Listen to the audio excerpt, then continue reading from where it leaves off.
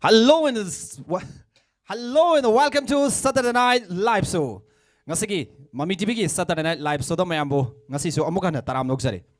Ngasi si December ki tang 10 ni haying hangsit numit ni khakta ngai re December ki tang 10 ni thoi. Ahan bamusung ani shuba lanjau da thawai kat khraba amadi mathawna ut khraba maitei chanura ima sing adu da ikai khumnaba amadi makoi ki tobimal khangba ngasi Mami TV ki maikai tegi ngamkhai litana utchari. Aduga ngasigi Saturday Night Live Show sigi program asiso hairiba mathauna leirabi akhoi mayam gi damakta thawaina pontha kat khraba ima sing adu da dedicate tawjage ngasigi saisakpa mayam gi damakta puduna lakchari basi Manipur gi isai gi phambakta sana gi mayekna iduna lehoraga daba Manipur gi isai gi puari ama sembada achauba contribution ama pangkiba pikiba adumlaba akhoi gi maman yamlaba saisakpa ma khangni mayam da sak taksage sagol sem tizendra ahan mutu da pabungbu Mami TV ki Saturday Night Live Show da taram nok chari pawung ahan dosidi pawung lebak ning baisei matang na hana hokdok se adugi matung akhoi call paikhalaga ngasigi entertainment program se makha sathajage lebak ning baisei si laikhidraba G Ravindra Sharma na sereng birambani aduga sei si Roji Musical Institute ki sei ni aina sur semre ki baisei ni sei gi mayekti Irai bak kanna buhona bada makhoi pamu balaitana thadok ki thawai hena seu boi sei ni mayam da han boina lebang bi sei sima ai lanthok chari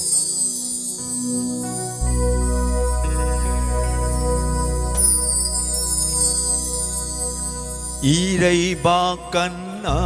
ba hona bada makhoi Irai bak kanna ba Balai tan thadu ki thawai pamu balai tan thadu ki thawai irai ba kanna ba hona ba dama khoi pamu balai tan thadu ki thawai pamu balai tan thadu ki thawai pamu balai tan thadu ki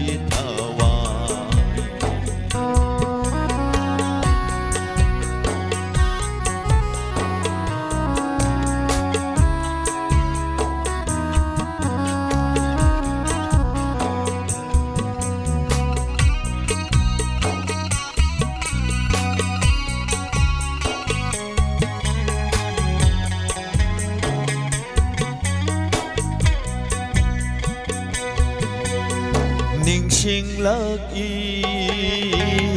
jahi taret kuntak pa damthira ba awalan akan ba ningsing lagi jahi taret kuntak pa damthira ba awalan akan ba generabada Samai lay duna may tay ho kan bikibani naragambirana kan bikibani naragambirana irai bakan ba hona ba dama khoi pamu balai tan thado ki pamu balai tan thadu ki thawa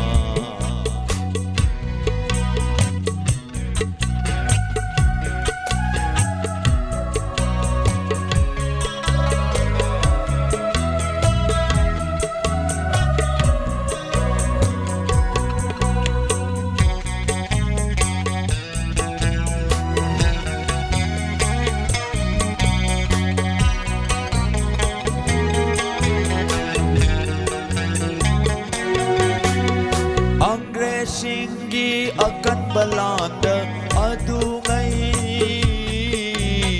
kakhi badai bom di maina paunana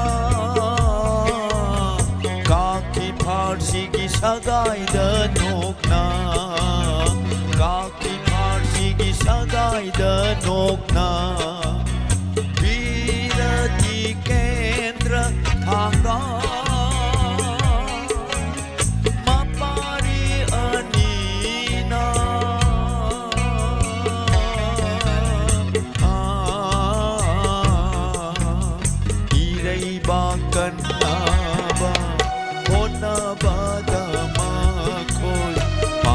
ꯂꯩꯇꯅ ꯊꯥꯗꯣꯛꯈꯤ ꯊꯋꯥꯏ ꯄꯥꯝꯃꯨꯕ ꯂꯩꯇꯅ ꯊꯥꯗꯣꯛꯈꯤ ꯊꯋꯥꯏ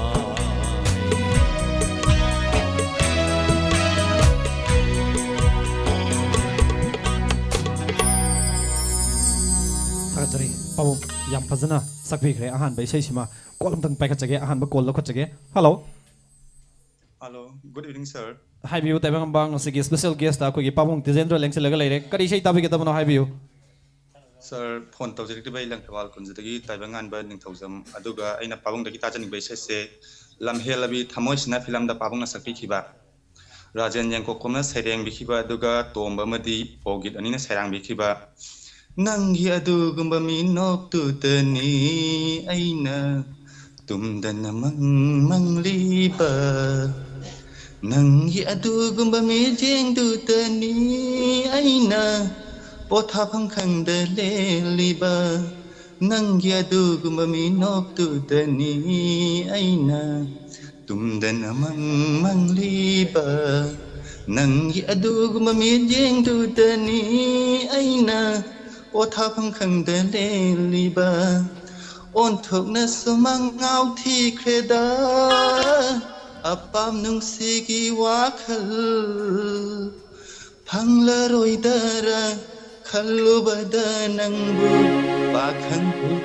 lay tadare Ana siya wisa Tata kita ulit Okay, yang fazana yang sang na sakbi kre tayo ba. Kamay to ahing kaya kung buti sure tung kita ba minok to uba da kaya kung basure tung kita ba tayo ba. Sir Kanam jam hai tar Panyam yame ba ko. Okay, so ina tung na boy ro. Ahing kaya tum dana magi minok uraga lay ba misak tu lem na mangan ba yade ko. Ado okay Pabung dagi kari khangbining ba kari haibining ba lay mangan ba.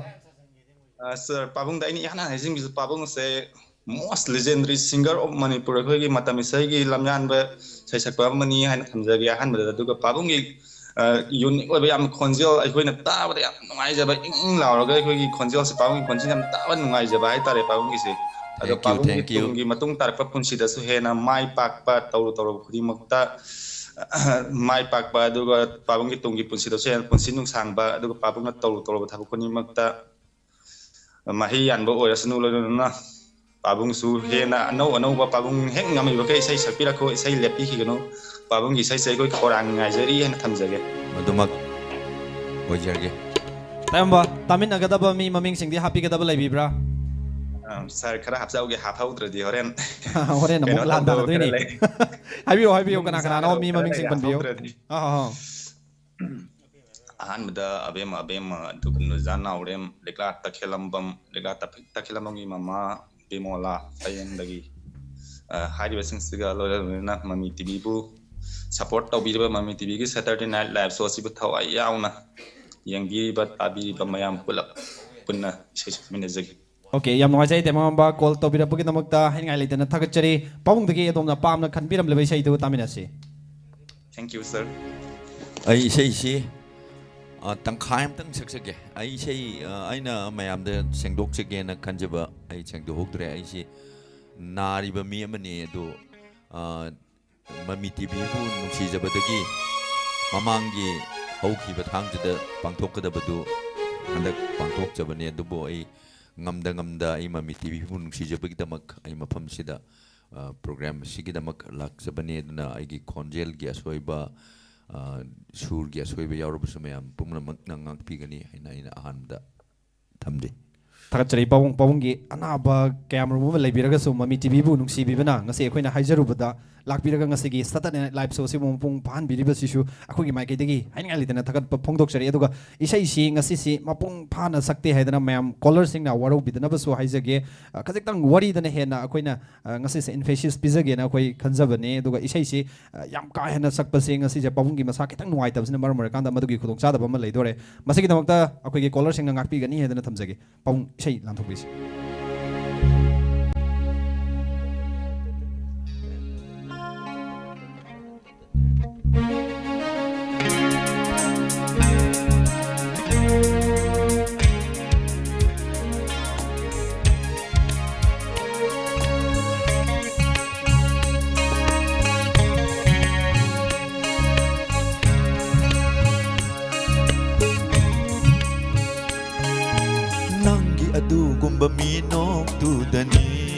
aina tumdana mangliba Nanggi adugu mamit yeng dudani aina Pothabam khangdana leliba Nanggi adugu mamino dudani aina tumdana mangliba Nanggi adugu mamit yeng dudani aina Pothabam khangdana leliba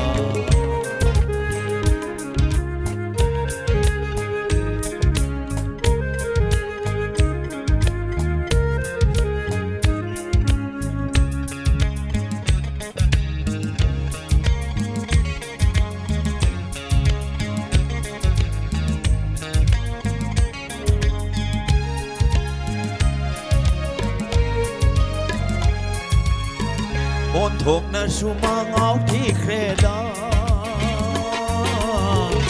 Apam nung sigi wakal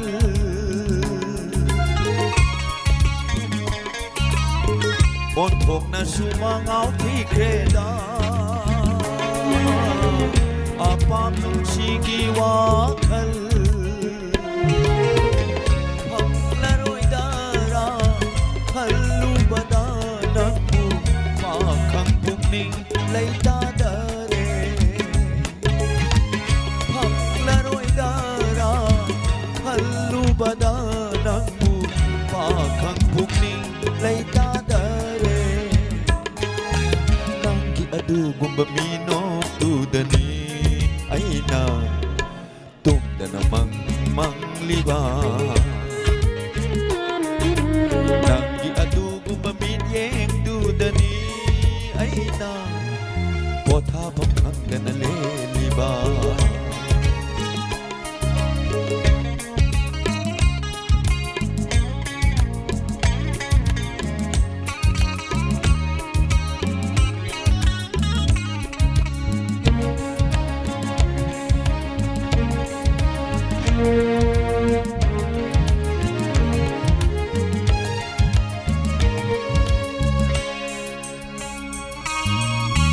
Wangang da binangi na tau na Thôi na he na nung si halle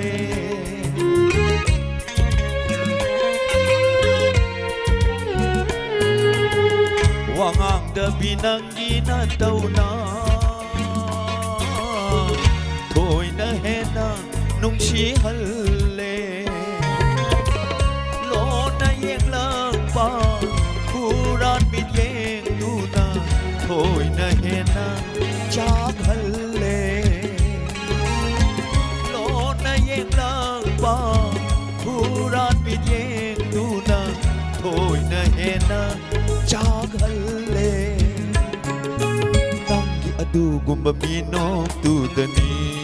Aina tumdana mangliba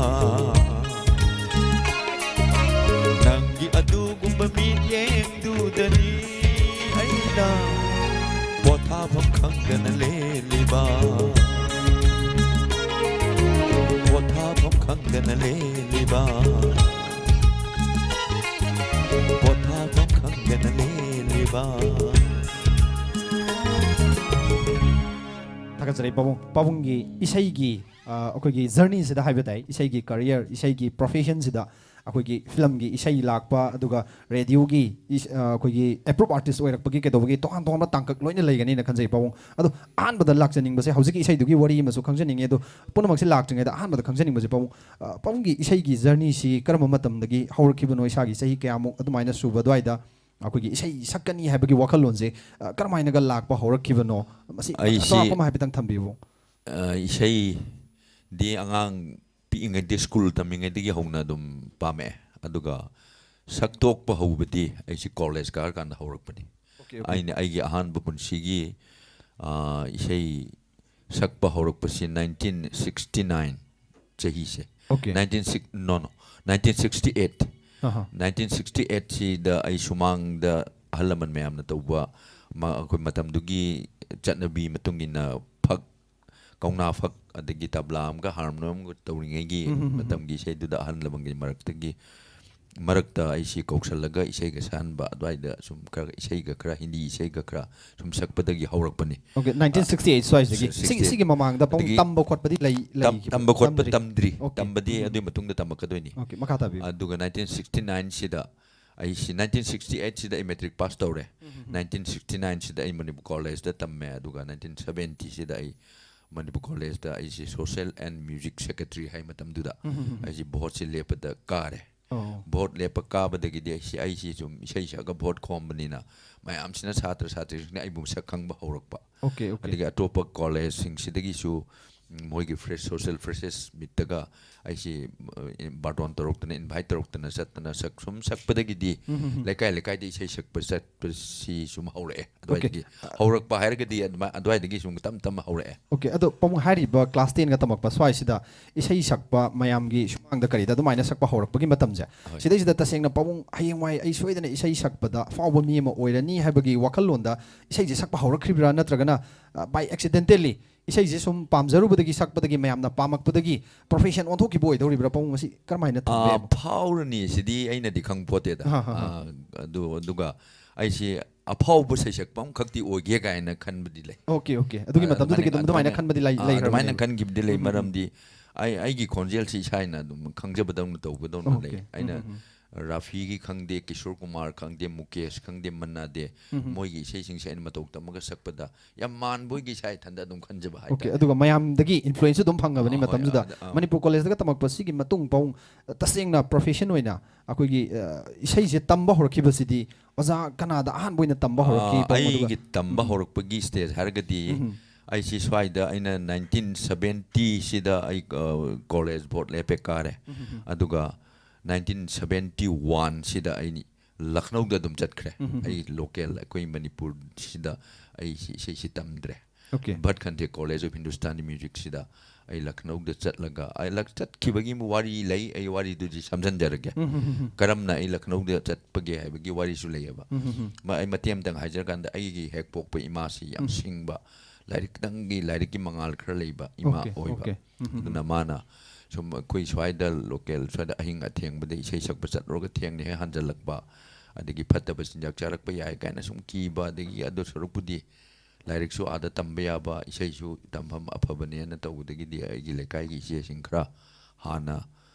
Lucknow University da lairik tamaga leiba moiga tanaraga isi si angang si pusan gro lairik su tamalo aduga isai su tamalo ina mo pusin biraga isi Bhatkhante College of Hindustani Music sida ai. Okay, hari ba Hindustani Music College akoi gi Lucknow da sakasi imagi chauraba credit ma lairi habani imagi achoba mating ma achoba imagi kanoni imada ina masi hori pauda imada kathok jarini. Okay, yam haje pau wari ji nungju nuari makhazu tajrake call amta lokachage. Hello habi uma ngasigi akoi gi special guest apam Tijendra lengsil laga laire pong dagi kari sai tabi gedabano ma Oza Tijendagi aina taning isai se ohello aibu punsigi lamlanba haiba isai do tage. Okay, pabungi kwaidagi mayamna pamnaba isai singi manungda ama oidoribani hariba isai sisu akoi maksu yam ngauna yam pamjana tarki bese mani pabungi fan ama oikiba hariba isai sidagi ado ma pabungadi ahan ba thengnabani minga leifamgadu pabung dong tang khangansi aduga pabungda kari haibiningba kari khangbiningba leibage haibdu stambiuma ai se ulpo basbati lekai diama ada ozada ina haning je mamangi live show da jomu ozaje lakre ada ai se numito sai yam khaninga ga jo phone je phone ate mai lakba khoi adu dagi di ai se wari saning na phangdana dum to kare. Habiu makata biu mak tamina gadaba mi maming sing happening balai bibra ozagi sai kudima loina aina yam fajana pamna tajaye thakachari magi fan amoi biram pabungi fan amoi biramba tamina gadaba mi maming sing happening badi lai bibrama akhoi gi mami tv bu yembi ba mioi sing adagi aigi family si loina si ga loina na tajarage ꯌꯥꯝ ꯅꯨꯡꯉꯥꯏꯖꯩ ꯃꯥ ꯉꯁꯤꯗꯤ ꯑꯩꯈꯣꯏꯒꯤ ꯍꯥꯏꯔꯤꯕ ꯏꯁꯩꯗꯨ ꯄꯥꯕꯨꯡꯗꯒꯤ ꯁꯣꯏꯗꯅ ꯇꯥꯃꯤꯟꯅꯔꯁꯤ ꯏꯁꯩ ꯇꯥꯃꯤꯟꯅꯗ꯭ꯔꯤꯉꯩꯗ ꯈꯪꯖꯅꯤꯡꯕꯁꯤ ꯃꯥ ꯃꯅꯤꯄꯨꯔꯒꯤ ꯈ꯭ꯋꯥꯏꯗꯒꯤ ꯆꯥꯎꯕ ꯂꯟꯖꯥꯎꯁꯤꯡꯒꯤ ꯃꯅꯨꯡꯗ ꯑꯃ ꯑꯣꯏꯔꯤꯕ ꯅꯨꯄꯤ ꯂꯥꯟ ꯍꯪꯆꯤꯠ ꯑꯣꯏꯗꯣꯔꯦ ꯗꯤꯁꯦꯝꯕꯔꯒꯤ ꯇꯥꯡ 12 ꯅꯨꯄꯤꯁꯤꯡꯒꯤ ꯃꯔꯝꯗ ꯈꯖꯤꯛꯇꯪ ꯍꯥꯏꯕꯤꯌꯨ ꯍꯥꯏꯔꯒꯗꯤ ꯀꯔꯤ ꯍꯥꯏꯕꯤꯅꯤꯡꯉꯦ ꯃꯥ ꯃꯅꯤꯄꯨꯔꯒꯤ ꯃꯊꯧꯅꯥ ꯂꯩꯔꯕꯤ ꯃꯩꯇꯩ ꯆꯅꯨꯔꯥ ꯃꯩꯇꯩ ꯏꯃꯥꯁꯤꯡꯗꯨꯒꯤ ꯅꯠꯇ꯭ꯔꯒꯅ ꯍꯧꯖꯤꯛ ꯂꯩꯔꯤꯕ ꯃꯩꯇꯩ ꯅꯨꯄꯤꯁꯤꯡꯒꯤ ꯃꯔꯝꯗꯕꯨ ꯑꯣꯏꯔꯣ ꯈꯖꯤꯛꯇꯪ ꯍꯥꯏꯕꯤꯌꯨ ꯍꯥꯏꯔꯒꯗꯤ ꯀꯔꯤ ꯍꯥꯏꯅ ꯍꯥꯏꯕꯤꯕ ꯌꯥꯏ ꯃꯥ ꯀꯔꯤ ꯊꯝꯕꯤꯅꯤꯡꯉꯤ ꯃꯃꯥꯒꯤ ꯁꯥꯏꯠꯇꯒꯤꯀꯣ ꯍꯣꯏ ꯃꯅꯤꯄꯨꯔꯤ ꯑꯩꯈꯣꯏꯒꯤ ꯏꯄꯥ ꯃꯅꯤꯄꯨꯔꯤ ꯏꯄꯨ ꯅꯨꯄꯤꯁꯤꯡꯁꯦ ꯍꯥꯛꯇꯛꯇꯒꯤ ꯃꯃꯥꯡ ꯊꯥꯗ ꯂꯩꯔꯝꯃꯤꯕ ꯅꯨꯄꯤꯒꯤ ꯊꯧꯅꯥꯁꯤꯡꯒꯤ ꯑꯩꯈꯣꯏꯅ ꯈꯪꯍꯧꯗ꯭ꯔꯒꯁꯨ ꯂꯥꯏꯔꯤꯛꯇ ꯏꯕ ꯑꯗꯒꯤ ꯋꯥꯔꯤꯗ ꯇꯥꯔꯦ ꯑꯗꯒꯤ ꯍꯧꯖꯤꯛꯁꯨ ꯊꯧꯅꯥ ꯐꯕ ꯃꯩꯇꯩ ꯅꯨꯄꯤ ꯃꯌꯥꯝ ꯑꯃ ꯌꯥꯎꯔꯤ ꯃꯁꯤꯗꯩꯗ ꯑꯩꯅ ꯄꯨꯛꯅꯤꯡ ꯊꯥꯒꯠꯆꯔꯤ ꯃꯌꯥꯝꯕꯨ ꯃꯩꯇꯩ ꯅꯨꯄꯤꯁꯤꯡꯒꯤ ꯊꯧꯅꯥꯁꯤꯡꯁꯦ ꯍꯣꯏ ꯑꯩ ꯃꯩꯇꯩ ꯅꯨꯄꯤ ꯑꯃ ꯑꯣꯏꯅ ꯌꯥꯝ ꯅꯨꯡꯉꯥꯏꯖꯩ ꯃꯥ ꯍꯥꯏꯔꯤꯕ ꯅꯨꯄꯤ ꯂꯥꯟ ꯑꯁꯤꯗ ꯃꯩꯇꯩ ꯅꯨꯄꯤ ꯈꯛꯇꯪ ꯅꯠꯇꯅ ꯃꯅꯤꯄꯨꯔꯗ ꯂꯩꯔꯤꯕ ꯃꯨꯁꯂꯤꯝꯒꯤ ꯑꯗꯒꯤ ꯍꯥꯏꯔꯤꯕ ꯑꯇꯣꯞꯄ ꯖꯥꯇꯤꯒꯤ ꯃꯌꯥꯝ ꯑꯃꯁꯨ ꯍꯥꯏꯔꯤꯕ ꯅꯨꯄꯤ ꯂꯥꯟꯁꯤꯗ ꯂꯣꯏꯅ ꯑꯩꯈꯣꯏꯒꯤ ꯁꯔꯨꯛ ꯌꯥꯈꯤꯕ ꯍꯥꯏꯕ ꯇꯥꯔꯦ ꯃꯅꯤꯄꯨꯔꯒꯤ ꯅꯨꯄꯤꯁꯤꯡ ꯍꯥꯏꯕ ꯇꯥꯔꯦ ꯌꯥꯝꯅ ꯊꯧꯅꯥ ꯂꯩꯈꯤꯕ ꯑꯗꯨꯒ ꯌꯥꯝꯅ ꯃꯃꯤꯡ ꯂꯩꯈꯤꯕ ꯑꯗꯨꯒ ꯃꯥꯏꯁꯨ ꯄꯥꯛꯈꯤꯕ ꯑꯗꯨꯒꯨꯝꯕ ꯂꯟꯖꯥꯎ ꯑꯃꯈꯛꯅꯤ ꯌꯥꯝ ꯅꯨꯡꯉꯥꯏꯖꯩ ꯃꯥ ꯀꯣꯜ ꯇꯧꯕꯤꯔꯛꯄꯒꯤꯗꯃꯛꯇ ꯍꯥꯏꯅꯤꯡꯉꯥꯏ ꯂꯩꯇꯅ ꯊꯥꯒꯠꯆꯔꯤ ꯄꯥꯕꯨꯡꯗꯒꯤ ꯏꯁꯩ ꯇꯥꯃꯤꯟꯅꯁꯤ ꯊꯦꯡꯛ ꯌꯨ ꯇꯥꯖꯔꯒꯦ ꯊꯥꯕꯤꯔꯛꯑꯣ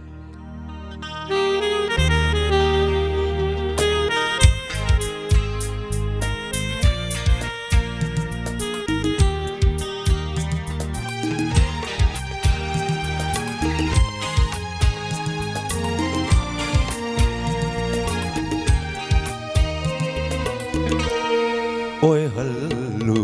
aibu punchigi lamlamba Oi hallu aibu punchigi lamlamba Udu na jakko nangini nushiba Hai ganu aibu daba hai ganu aibu minum si daba ngam gani nambu munshi ki kaina ba oi hallu aibu munshi ki lam ba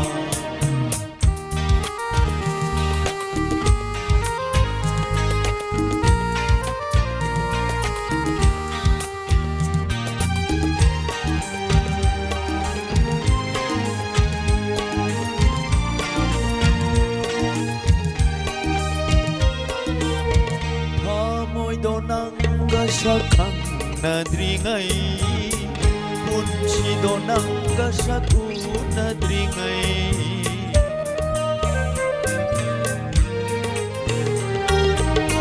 amoy donang kasakang nadringai punci donang kasaku nadringai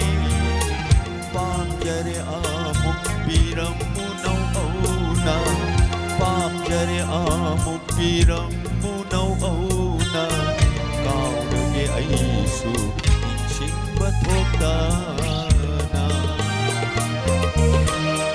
Oi hallu aibu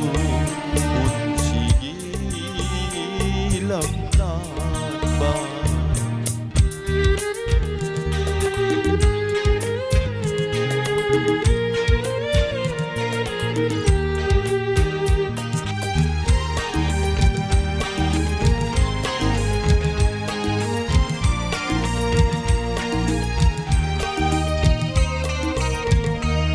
Laroi khang na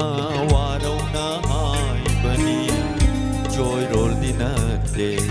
sheng la bayawani laroi khang na warau na hai bani joy roll dinate sheng la bayawani oi jabathi ba thamoi ni hai ramu oi jabathi ba thamoi ni hai ramu Narali khangna nungsiba miraiba oi jabathiba thamoi ni hairamu Narali khangna nungsiba miraiba Oi hallu aibu punchigi lamlan ba Hudu na chat ko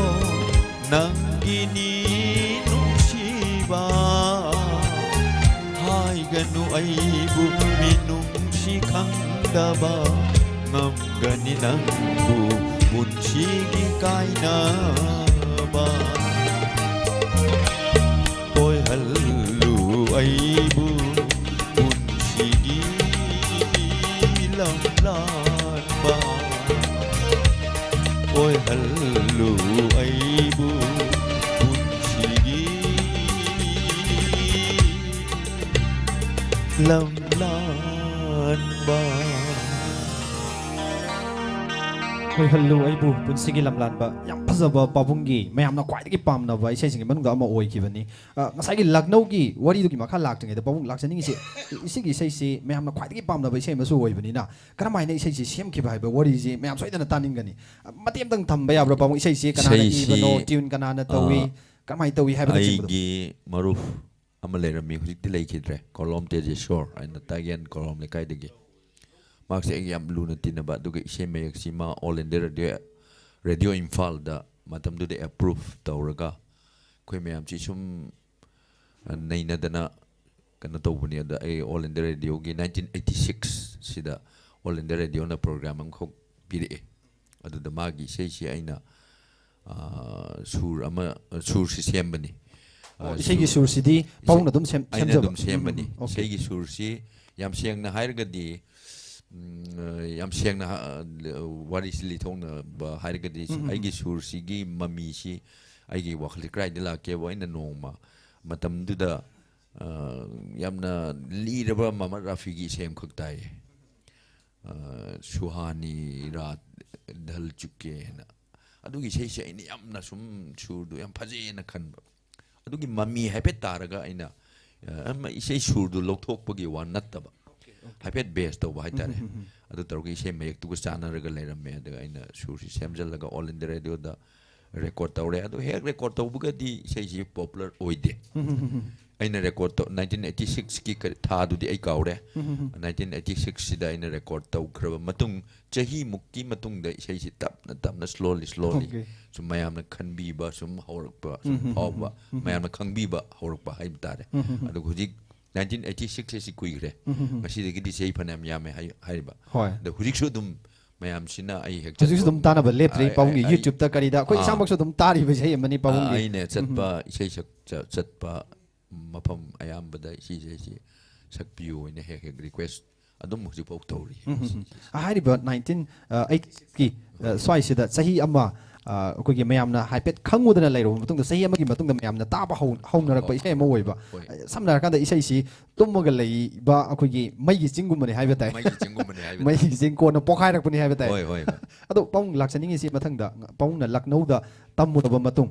ꯃꯁꯤꯒꯤ ꯃꯇꯨꯡ ꯏꯁꯩ profession ꯑꯣꯏꯅ ꯂꯥꯛꯄꯁꯦ ꯔꯦꯗꯤꯑꯣꯒꯤ approve artist ꯑꯣꯏꯕꯁꯤꯅ ꯍꯜꯂꯝꯒꯅꯤꯅꯁꯨ ꯑꯩꯅ ꯑꯁꯥ ꯇꯧꯖꯩ ꯑꯗꯣ ꯂꯛꯅꯧꯗꯒꯤ ꯍꯜꯂꯛꯑꯕ ꯃꯇꯨꯡ ꯀꯔꯝꯍꯥꯏꯅ ꯏꯁꯩꯁꯤ ꯁꯛꯄ ꯑꯃꯨꯛ ꯍꯧꯔꯛꯈꯤꯕꯅꯣ ꯍꯥꯏꯕꯗꯣ ꯋꯥꯔꯤꯗꯨ ꯃꯈꯥ ꯈꯤꯇꯪ ꯑꯃꯨꯛ ꯊꯝꯕꯤꯕ ꯌꯥꯕ꯭ꯔꯥ 1976 76 sida aisi approve tawre Lucknow de hale 1976 sida aisi all India radio Imphal na approve tawbire adagi di ai ahan ba isai broadcast tawba sida ge dum agi se ama mayam na pamba hauгре isai du di kanoni kaina piranga sina kain tawbi isai ma sanglak pa masu sermana sereng matam du da yamna popular oibe sei oibe hujik budi ahan ba oidune ba radio da sakpa adagi nangi maram gi ni aina leliba punsi kapna ina haid be sei ani si popular oiba het ai ahan ba program da dum popular oiba hauгре ado pahung sigi isai se horen mayamna khalak pa yai khalak tabe ado akoi samakti yam taning ba isai amadi oidore ahan ba isai pahung gi radio gi approve artist oira matung da radio da ahan ba saki ba isai ni na matik maktang lanthokpi ba yabra pahung isai se matik makaktang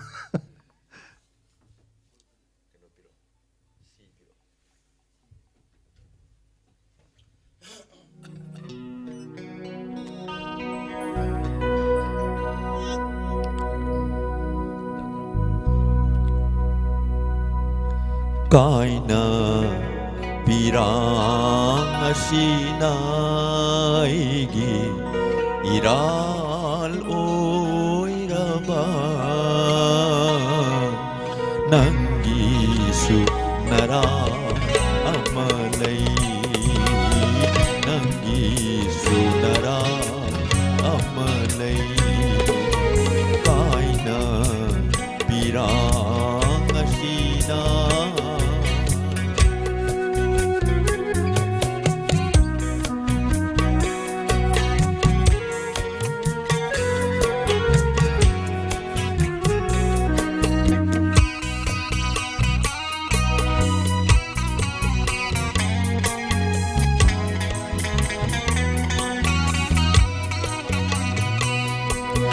nang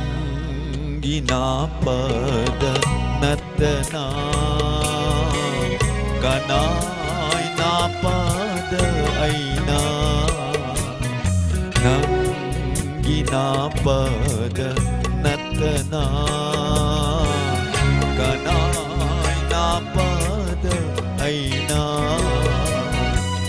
kari hay kibalay nang naaibu walaw riba ale patamoy ay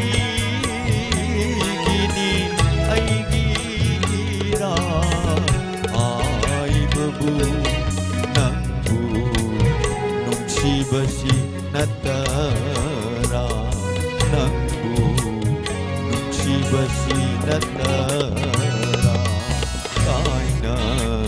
pirang asina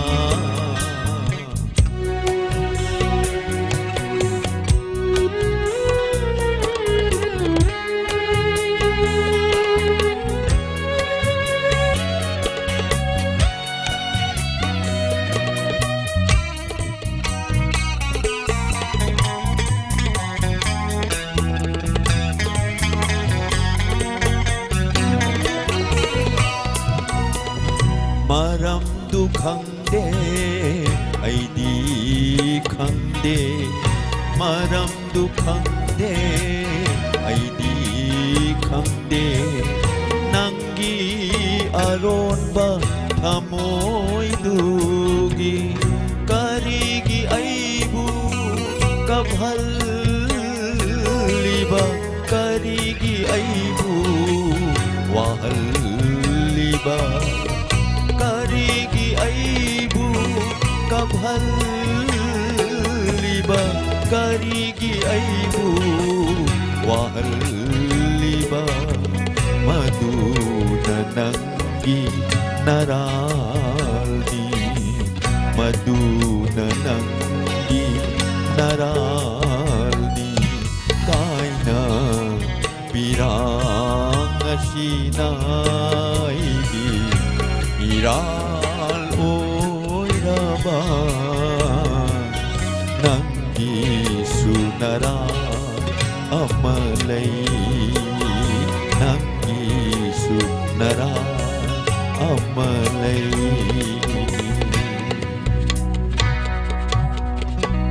Tagachari pawong akoina poko da basahi mangatar walingai matam dagi sakraba isai amani haiba dai radio da akoi dagi halli isai ni yang ma isai je taru da thamoi da dum pale haiba dai isai gi mayek sisu kolam pai kachage pawong hello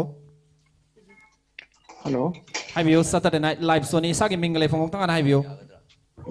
tawjare bai thiam Rajendra Luang Rajing Chandra se thangmai ban house was complex ni sir okay tamo ai muna khangje haibio ngasaki akoi gi special guest da akoi gi pawong Tijendra lengsi laga laire kari sai tabi ga tabana haibio pawong koi oja dagi aina tajaneng baje matam amada album moina kana tawgi bada Nauri bilairanggi laika da tawbai sai do adum tang taja baya gadro ja okay yam phasaba isai ni akoi gi pawong gi mayamna pamna tana bai sai amani masim masu yam popular oi ba pawong gi famous oi gi ba yamna matam dugi yam hit oi gi ba hoi hoi khara di li ra ba isai ni siju yam noi jai tamo soi dana khoi pawong dagi hari bai sai si tamina si kana kana tamina gani habi oi sai si akoi gi kano ge mami tv ge live ta yengbiri ba mayam adai kano ga ke YouTube ta yengbiri ba adai ge TV da yengbiri ba adai setal ibiri ba mayam je pula moina yengmi nazar ge sir yam noi jai hari ba mayam se ka put he da yengmi nar si tamo hangjening ba je hauji anau ba isai ji kari kari project lai biri ge semdang ga khangjening ba ja anau basi isagi oinadi kaya saktre all in the radio da khara sakba natana aduga no ba aigi satra satri singi damakta di ai no ba isai khara dum puthoi da isagi sei gi oinadi marak da all adagi kwai ihan han ba ojagi film je kano je maichak se oidori broda maichak natte ahan badi taseng na hairagadi khoigi langlel thadoyena isai di ai sakpa yaudaba aina music director oibani aduga ahan ba playback singer oina mayamna tabi khibe film hairagadi maichak si oidoini maichak sina gi ahan ba popular so oiba film ni yam ngai tamo call to birapagi damakta tamo bo haini leitana thakachari tamona khalami be sei do pamung dagi taminarse yam nuai sa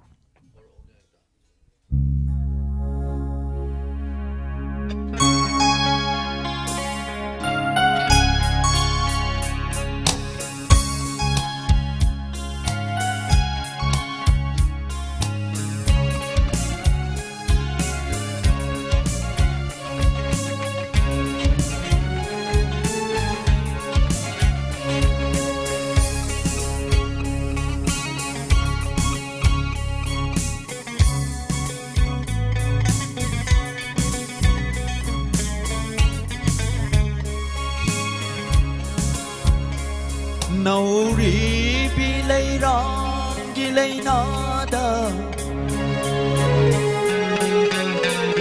Ingla banung sit na yay rakpada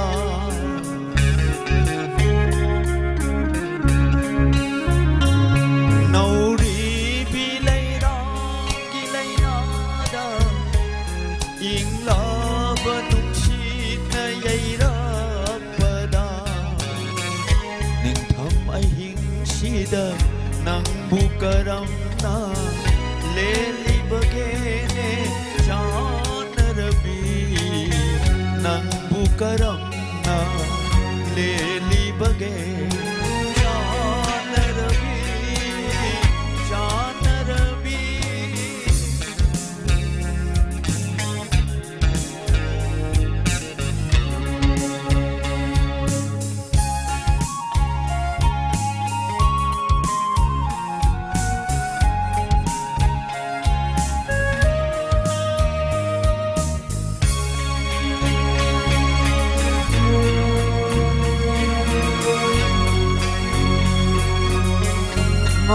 bada jok thara bahak chang duna pothana bangai ha mit ku kharadang shaglage isai nau sum oina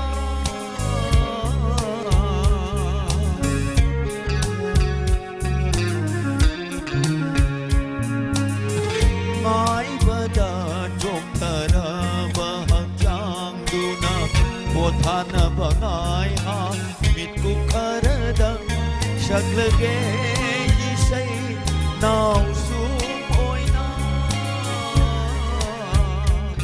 nang githa moina pena naba nang githa moina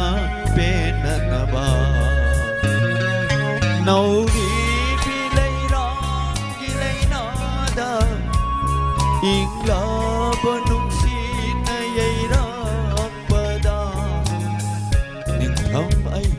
sida nang bukaram na leli bagene chan rabi nang bukaram na leli bagene chan rabi chan rabi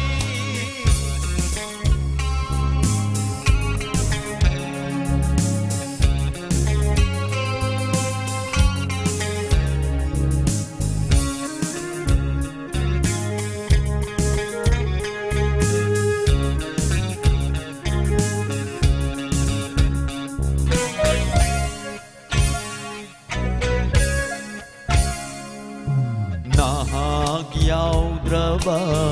punsidi suryaudra mayekni nang na ishaini ay githawai gi sakhini loi krasu ahing ꯍꯤꯡꯁꯤꯅ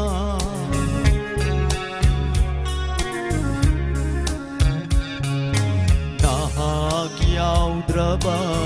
ꯄꯨꯟꯁꯤꯗꯤ ꯁꯨꯔ ꯌꯥꯎꯗ꯭ꯔꯕ ꯃꯌꯦꯛꯅꯤ ꯅꯪꯅ ꯏꯁꯩꯅꯤ ꯑꯩꯒꯤ ꯊꯋꯥꯏꯒꯤ ꯁꯛꯈꯤꯅꯤ ꯂꯣꯏꯈ꯭ꯔꯁꯨ ꯑꯍꯤꯡꯁꯤꯅ ꯅꯪꯒꯤ ꯊꯃꯣꯏꯅ ꯄꯦꯟꯅꯅꯕ ꯅꯪꯒꯤ ꯊꯃꯣꯏꯅ ꯄꯦꯟꯅꯅꯕ ꯅꯧꯔꯤꯕꯤ ꯂꯩꯔꯥꯡꯒꯤ ꯂꯩꯅꯥꯗ ꯏꯪꯂꯕ ꯅꯨꯡꯁꯤꯠꯅ ꯌꯩꯔꯛꯄꯗ ꯅꯤꯡꯊꯝ ꯑꯍꯤꯡꯁꯤꯗ ꯅꯪꯕꯨ ꯀꯔꯝꯅ ꯂꯦꯜꯂꯤꯕꯒꯦꯅꯦ ꯆꯥꯟꯅꯔꯕꯤ ꯅꯪꯕꯨ ꯀꯔꯝꯅ ꯂꯦꯜꯂꯤꯕꯒꯦ ꯆꯥꯟꯅꯔꯕꯤ ꯆꯥꯟꯅꯔꯕꯤ ꯆꯥꯟꯅꯔꯕꯤ ꯆꯥꯟꯅꯔꯕꯤ ꯊꯥꯒꯠꯆꯔꯤ ꯄꯥꯕꯨꯡ ꯅꯤꯡꯊꯝꯊꯥꯒꯤ ꯑꯍꯤꯡꯁꯨ ꯑꯣꯏꯔꯤ ꯍꯧꯖꯤꯛꯁꯦ ꯑꯍꯤꯡꯃꯛꯄꯨꯗꯤ ꯑꯣꯏꯗ꯭ꯔꯤ ꯏꯁꯩꯁꯤꯒꯁꯨ ꯌꯥꯝ ꯆꯥꯟꯅꯔꯦ ꯍꯥꯏꯕ ꯇꯥꯔꯦ ꯍꯧꯖꯤꯛꯀꯤ ꯁꯤꯖꯟꯁꯤꯒ ꯃꯊꯪ ꯀꯣꯜ ꯑꯝꯇꯒ ꯄꯥꯏꯈꯠꯆꯒꯦ ꯍꯜꯂꯣ ꯍꯜꯂꯣ ꯍꯜꯂꯣ ꯍꯥꯏꯕꯤꯌꯨ ꯁꯇꯔꯗꯦ ꯅꯥꯏꯠ ꯂꯥꯏꯚ ꯁꯣꯅꯤ ꯃꯤꯡꯒ ꯂꯩꯐꯝ ꯑꯃꯨꯛꯇꯪ ꯉꯟꯅ ꯍꯥꯏꯕꯤꯌꯨ ꯍꯧꯔꯣꯡ ꯁꯥꯕꯟꯗꯒꯤ ꯄ꯭ꯔꯦꯃꯤ ꯀꯧꯏ ꯁꯥꯔ ꯏꯇꯦꯃ ꯄ꯭ꯔꯦꯃꯤ ꯍꯥꯏꯕꯤꯌꯨ ꯉꯁꯤꯒꯤ ꯑꯩꯈꯣꯏꯒꯤ ꯁ꯭ꯄꯦꯁꯦꯜ ꯒꯦꯁꯇ ꯄꯥꯕꯨꯡ ꯗꯤꯖꯦꯟꯗ꯭ꯔ ꯂꯦꯡꯁꯤꯜꯂꯒ ꯂꯩꯔꯦ ꯄꯥꯕꯨꯡꯗꯒꯤ ꯀꯔꯤ ꯏꯁꯩ ꯇꯥꯕꯤꯒꯗꯕꯅꯣ ꯍꯥꯏꯕꯤꯌꯨ ꯑꯣꯏꯍꯜꯂꯣ ꯑꯩꯕꯨ ꯄꯨꯟꯁꯤꯒꯤ ꯂꯝꯂꯥꯟꯕꯤꯗꯣ ꯑꯝꯇ ꯊꯥꯕꯤꯔꯛꯑꯣ ꯏꯁꯩꯁꯤꯗꯤ ꯃꯃꯥꯡꯗ ꯁꯛꯈꯤꯕ ꯏꯁꯩ ꯑꯃ ꯑꯣꯏꯅ ꯇꯧꯔꯦ ꯑꯇꯣꯞꯄ ꯏꯁꯩ ꯑꯃ ꯈꯟꯕ ꯌꯥꯕꯤꯕ꯭ꯔꯥ ꯈꯟꯕ ꯌꯥꯔꯒꯗꯤ ꯑꯇꯣꯞꯄ ꯏꯁꯩ ꯑꯃ ꯑꯣꯏꯅ ꯈꯟꯕꯤꯌꯨ ꯀꯌꯥꯗ ꯅꯛꯅꯔꯝꯕ ꯍꯥꯏꯗꯨ ꯑꯗꯨꯒꯤ ꯏꯁꯩꯗꯨꯃꯗꯤ ꯄꯥꯕꯨꯡ ꯇꯤꯖꯦꯟꯗ꯭ꯔꯒꯤ ꯅꯠꯇꯦ ꯅꯥꯞꯄꯒꯤ ꯅꯥꯏꯟꯗꯨꯗꯤ ꯑꯗꯨꯁꯨ ꯄꯥꯕꯨꯡ ꯇꯤꯖꯦꯟꯗ꯭ꯔꯒꯤ ꯅꯠꯇꯦ ꯄꯥꯕꯨꯡꯅ ꯄꯥꯝꯕ ꯏꯁꯩ ꯑꯃ ꯏꯇꯩꯃꯗ ꯗꯦꯗꯤꯀꯦꯠ ꯇꯧꯔꯒ ꯑꯃꯇꯪ ꯁꯍꯜꯂꯁꯤꯔꯥ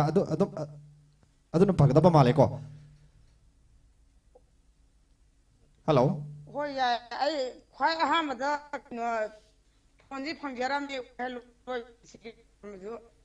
ꯈꯟꯒꯦꯅ ꯇꯧꯔ ꯐꯣꯟ ꯁꯥꯔ ꯍꯣꯏꯅ ꯐꯣꯟ ꯀꯛꯊꯠꯄꯤꯔꯛꯑꯦ ꯑꯩꯈꯣꯏꯒꯤ ꯏꯁꯩꯉꯩ ꯇꯟꯖꯥꯒꯨꯝꯕ ꯁꯣꯏꯗꯅ ꯑꯣꯏꯔꯝꯒꯅꯤꯅ ꯈꯟꯖꯩ ꯑꯗꯨꯒ ꯇꯥꯏꯃꯤꯡ ꯆꯥꯔꯒꯗꯤ ꯑꯩꯈꯣꯏ ꯁꯣꯏꯗꯅ ꯀꯣꯂꯔ ꯈꯨꯗꯤꯡꯃꯛ ꯑꯩꯈꯣꯏꯅ ꯀꯣꯜ ꯔꯤꯁꯤꯞ ꯇꯧꯅꯕ ꯍꯣꯠꯅꯖꯩ ꯑꯣꯀꯦ ꯑꯗꯣ ꯏꯇꯩꯃꯅ ꯀꯩꯅꯣꯗꯒꯤ ꯑꯣꯖꯥꯗꯒꯤ ꯀꯩꯅꯣ ꯇꯧꯕ ꯑꯝꯇ ꯍꯧꯖꯤꯛꯀꯤ ꯏꯇꯩꯃꯅ ꯄꯥꯕꯨꯡꯅ ꯑꯌꯥꯕꯕꯨꯗꯤ ꯄꯤꯕꯤꯔꯦ ꯏꯇꯩꯃꯅ ꯑꯍꯥꯟꯕ ꯈꯜꯂꯝꯃꯤꯕ ꯏꯁꯩꯗꯨ ꯃꯃꯥꯡꯗ ꯁꯛꯈꯤꯕ ꯑꯣꯏꯔꯒꯁꯨ ꯃꯇꯦꯛ ꯑꯃꯇꯪ ꯁꯛꯑꯒꯦꯅ ꯄꯥꯕꯨꯡꯅ ꯊꯝꯕꯤꯔꯤ ꯌꯥꯔꯗ꯭ꯔꯥ ꯑꯗꯨꯝ ꯃꯇꯦꯛ ꯑꯃ ꯑꯣꯏꯅ ꯇꯥꯃꯤꯟꯅꯔꯁꯤꯗ ꯏꯇꯩꯃ ꯀꯣ ꯍꯣꯏ ꯑꯗꯨꯗꯣ ꯌꯥꯝ ꯇꯥꯖꯅꯤꯡꯉꯦ ꯑꯗꯨꯗꯣ ꯑꯣꯀꯦ ꯊꯥꯕꯤꯔꯣ ꯍꯣꯏ ꯑꯗꯨꯒꯤ ꯏꯁꯩꯗꯣ ꯃꯇꯦꯛ ꯑꯃꯇꯪ ꯄꯥꯕꯨꯡꯒ ꯇꯧꯔꯒ ꯇꯥꯃꯤꯟꯅꯔꯁꯤ ꯄꯥꯕꯨꯡꯅ ꯁꯍꯟꯖꯔꯒꯦ ꯀꯅꯥ ꯀꯅꯥ ꯇꯥꯃꯤꯟꯅꯒꯅꯤ ꯏꯁꯩꯁꯤꯗꯤ ꯏꯊꯟꯇ ꯇꯥꯒꯗꯕ꯭ꯔꯥ ꯏꯇꯩꯃ ꯑꯩꯈꯣꯏ ꯏꯇꯩ ꯌꯥꯏꯃ ꯑꯗꯒꯤ ꯑꯩꯈꯣꯏꯒꯤ ꯀꯩꯅꯣ ꯇꯥꯃꯣ ꯑꯩꯈꯣꯏꯒꯤ ꯅꯨꯄꯤ ꯏꯆꯥꯅꯨꯄꯥ ꯑꯩꯈꯣꯏ ꯂꯥꯏꯟꯁꯤꯁꯨ ꯈꯤꯇꯪ ꯅꯨꯡꯉꯥꯏꯇꯕ ꯈꯣꯟꯖꯦꯜꯁꯦꯀꯣ ꯌꯥꯝ ꯅꯨꯡꯉꯥꯏꯖꯩ ꯏꯇꯩꯃ ꯍꯥꯏꯔꯤꯕ ꯏꯇꯩꯃꯅ ꯄꯟꯕꯤꯔꯝꯂꯤꯕ ꯃꯤꯡ ꯃꯌꯥꯝꯗꯨꯒ ꯂꯣꯏꯅꯅ ꯍꯥꯏꯔꯤꯕ ꯏꯁꯩꯁꯤ ꯄꯥꯕꯨꯡꯗꯒꯤ ꯄꯨꯟꯅ ꯇꯥꯃꯤꯟꯅꯔꯁꯤ ꯀꯣꯜ ꯇꯧꯕꯤꯔꯛꯄꯒꯤꯗꯃꯛꯇ ꯑꯗꯣꯝ ꯃꯉꯝꯈꯩ ꯂꯩꯇꯅ ꯊꯥꯒꯠꯆꯔꯤ ꯄꯥꯕꯨꯡꯗꯒꯤ ꯏꯁꯩ ꯇꯥꯃꯤꯟꯅꯁꯤ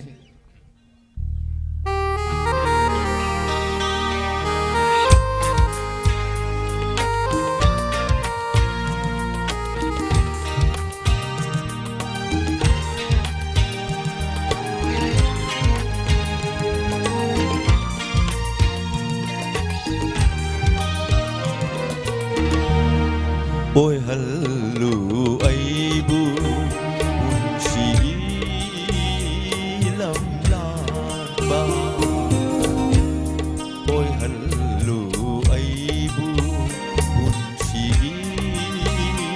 ꯂꯝꯂꯥꯟꯕ ꯄꯨꯗꯨꯅ ꯆꯠꯈꯣ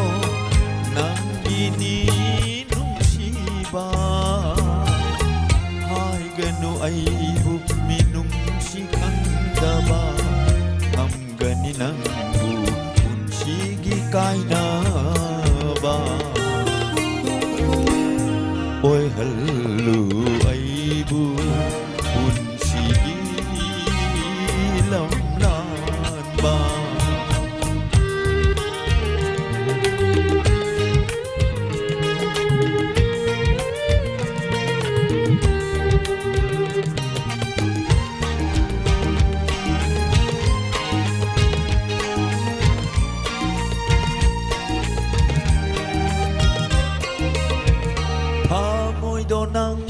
sakang nadringay Punsido nangga sagu nadringay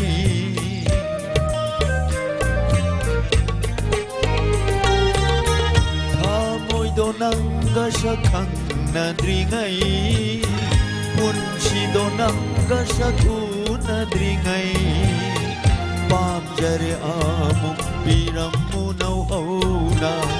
Pamjare amuk biram munau auna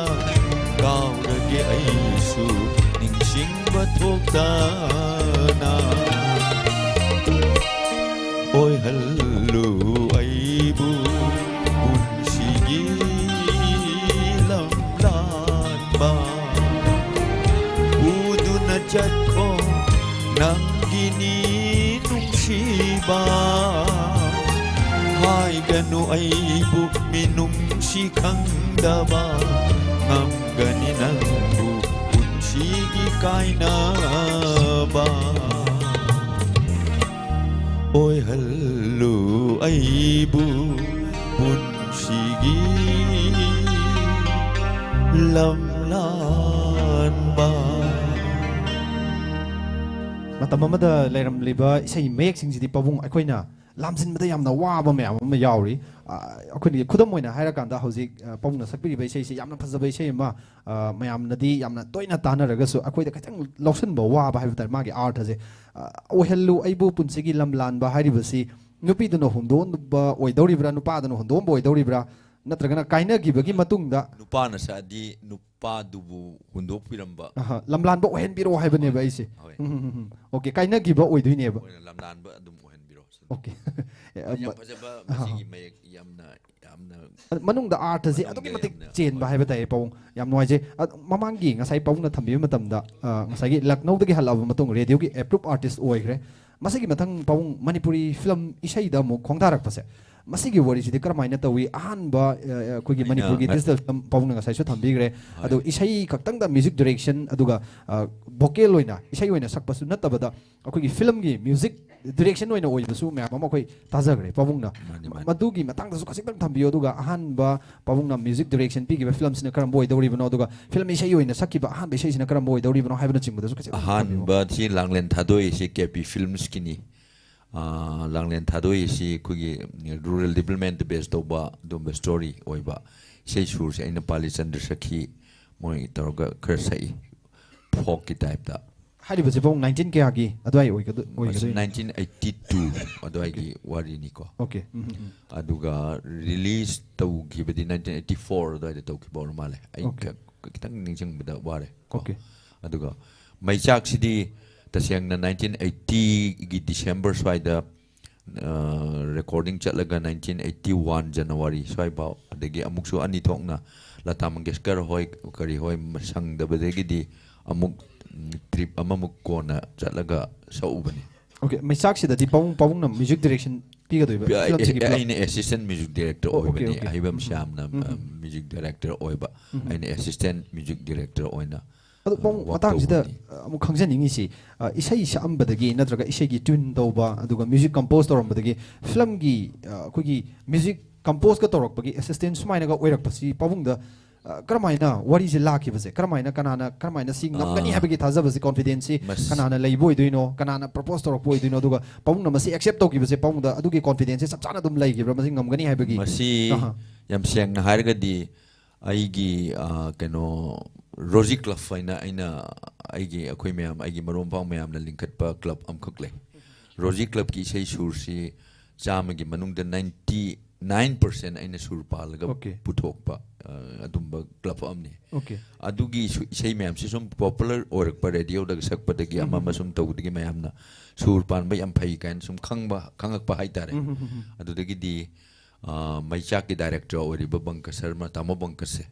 ma la aga nang handag akoi film am khak Rosa Moore na puthoga film am khak tawdawri Bombay da salaga Lata Mangeshkar hoi kari yauraga Mumbai da matam da Mumbai kog de Bombay adum kauri Bombay da record tawruga da bani aduna nang isai sur pan ba assistant oiro sur pan ba si khara yaur si na taroga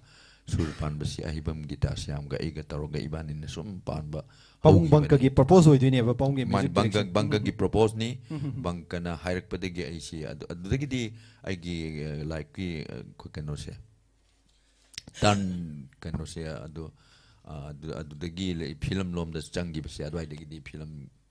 gi world da mai si adudagi how khrabane ba 1980 81 swagi wari ni pabung na hairi ba matam sida Lata Mangeshkar ga pullaga adumaina ga isai gi kari gi torok matam haibadi akoi gi Bollywood ki oina di makoi se legendary singer am oidoini makoi ga thengnabagi experience karmaina tobi matam du lari ba isai gi level se di yamna G9 noiba singer oibanina ko aikoina moi ubde ki yam siangna harakanda hanbada adubu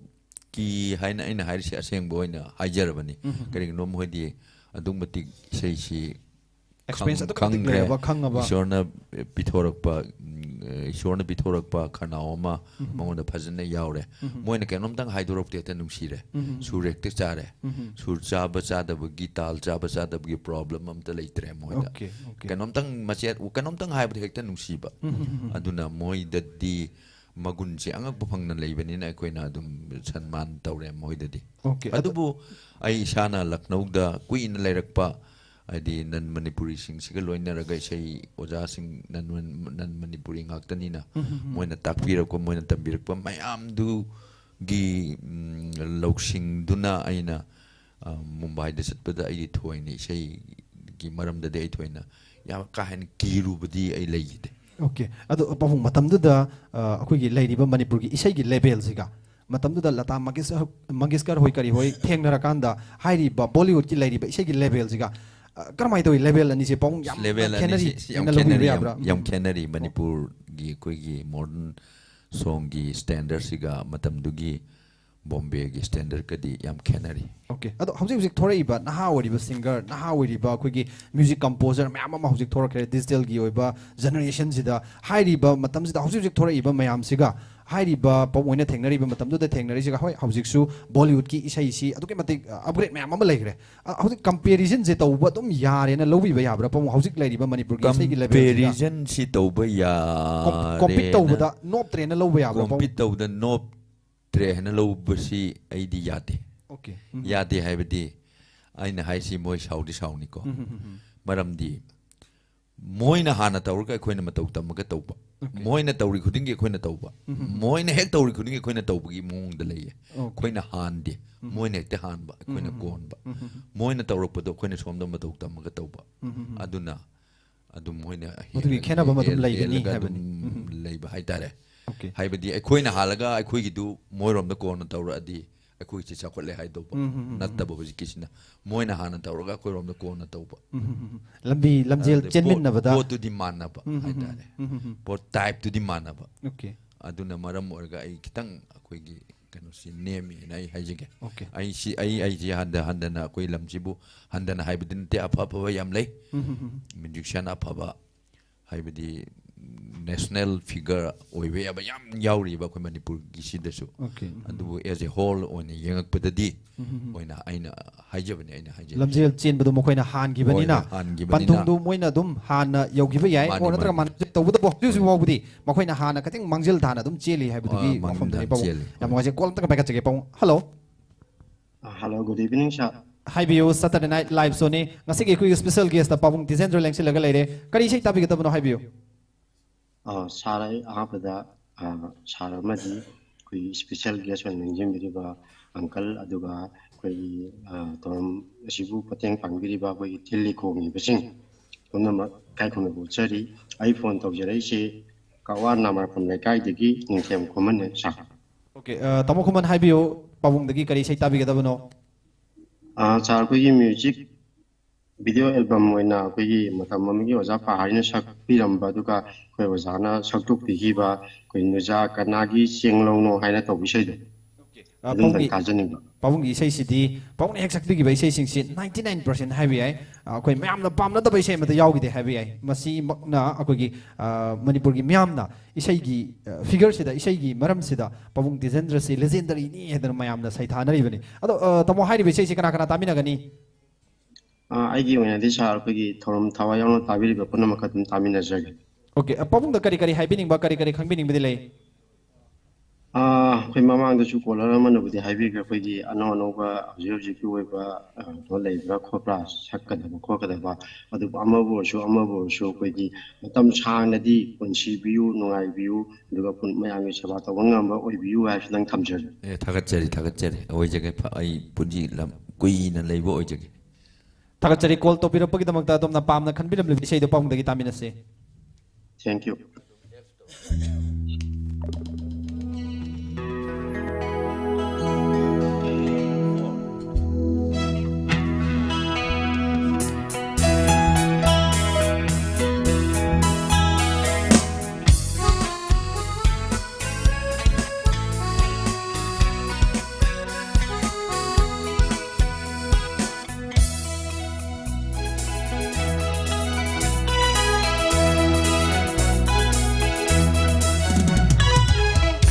Jakanagi cheng lau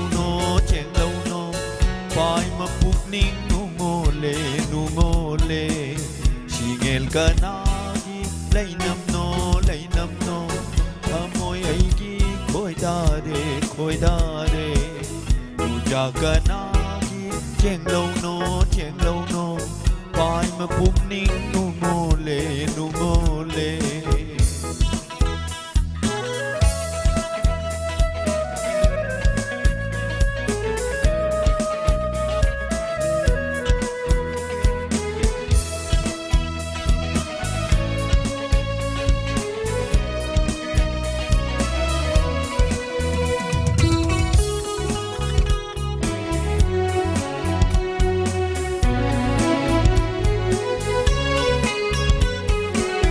Koloi magi bao hằng hậu de aina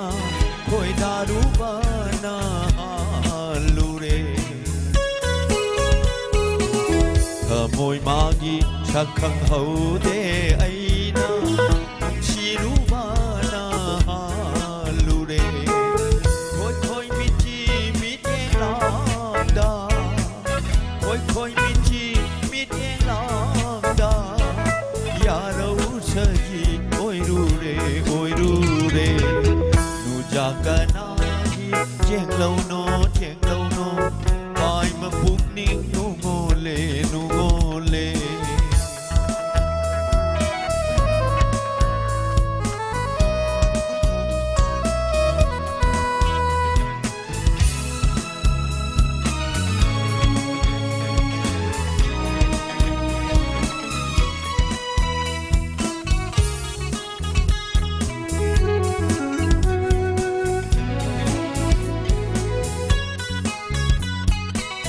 Lamgi chek lara khangjade nangbu Yungi pombira khangjade nangbu Lamgi chek lara khangjade nangbu Yungi pombira khangjade nangbu Kari lay kolgi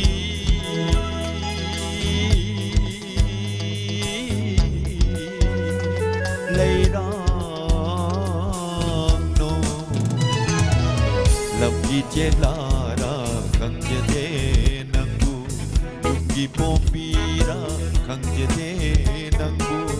Lord lugani lairang kaida Lord lugani lairang kaida Lainam na laikan palale Nu jakanagi cheng lau no Pai ma puk ning nu ngole Singel kanagi lai nam no amoy ai ki khoi da re amoy ai ki khoi da re amoy ai ki khoi da re Pabung yam phazaba isai bani sigi isai simasu mayamna khoi gi nokphadi daga semdoga sakibagi yam record lei isai mayam am lei sigi isai singse to pabung hariba isai simasu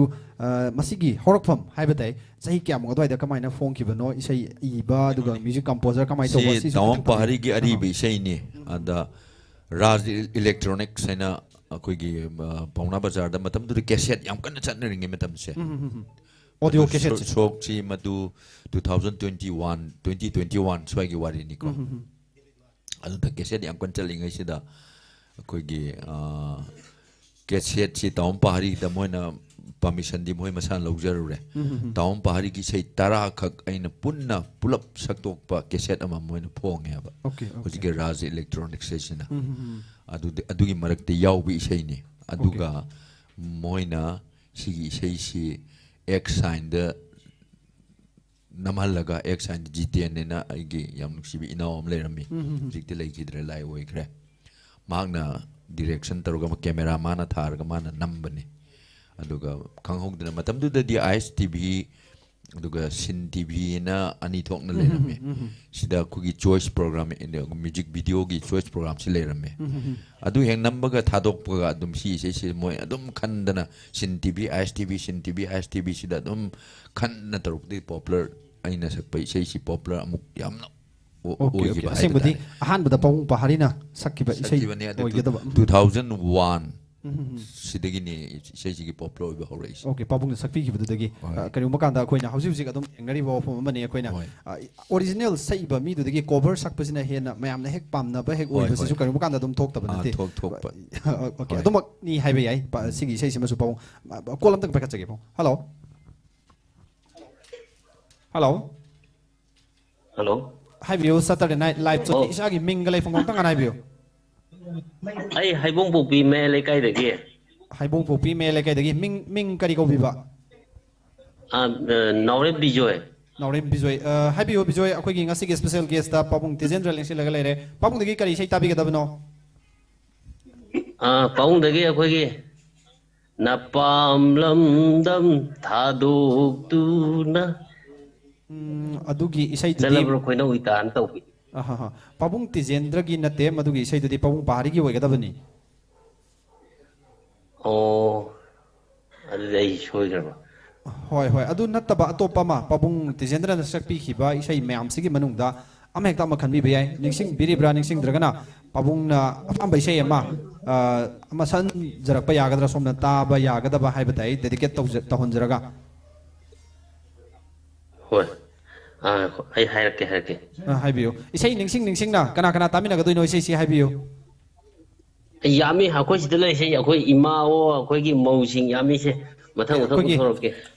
haibong pokpi mele kai je khoi gi mami TV gi Saturday Night Live so gi fan yamna su leibani mamang da call yamna su tobirakre akoi gi mama mayam mama akoi thengna jakre ai gesu ai samba kasu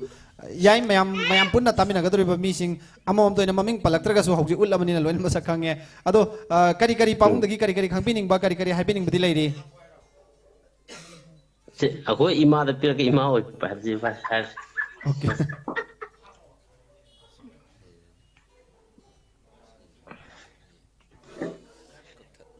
Kashu thoidokpa hainingai di leite isai yam sakpagidamak yam thagatsari okay yam noi jai thank you call to birapagidamak mayam bo hainingai leitana thagatsari Pabung dagi isai daminase hoi thank you Pabung na pamba isai ama dedicate tawraga saasi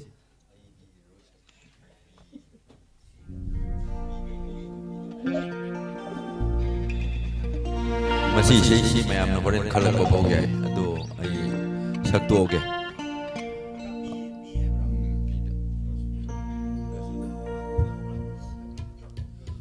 aina ngasai wari de yaujaba aigi ahanba manipuri film da khongda ki be sei mai chak ta sakki be sei ai di iraroi punsi gi wari haibe sei doni kano bangka sarmana sereng birakpani ai matang sida ai sei si saktok chage ani yam lu be sei ni sei se akhoi gi hujikan gi naha sing sina tabada di amna khara hairoi da ba haiba tare okay sei si gi mai manungi machak maral yam leibi sei oi ba okay puna taminarse Pabung hoi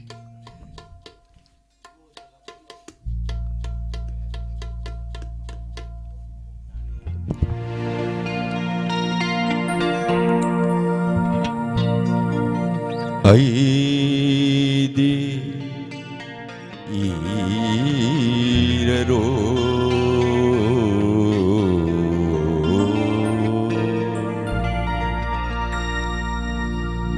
Aidi Iraroy Aidi Iraroy Punsi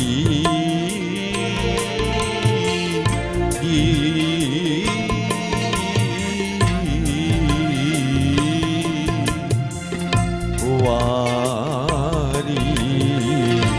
Nanggi Wakalda Hinjarakpa Punsini Aigi Asisu Lenkini Aigi Punsi Ito mata Aidi Iraro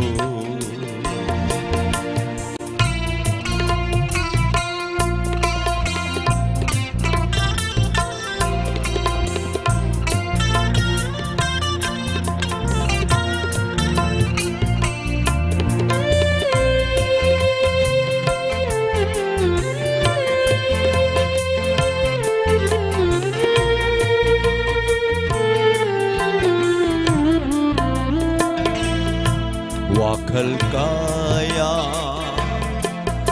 Lamakanda Kan pham khang Da Aina Wakiba Mang krasanu Din krasanu Malangda Kaptana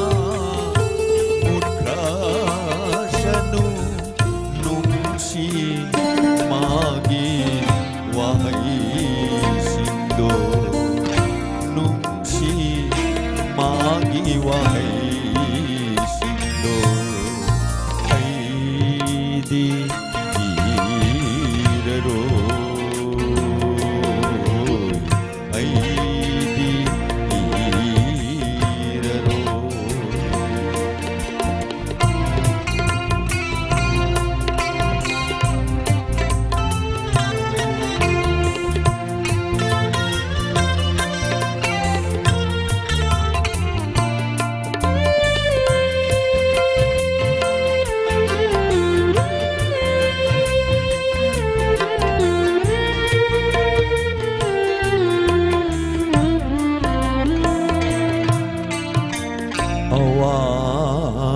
Sarugna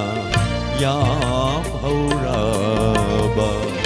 Hauki Bataudok Singna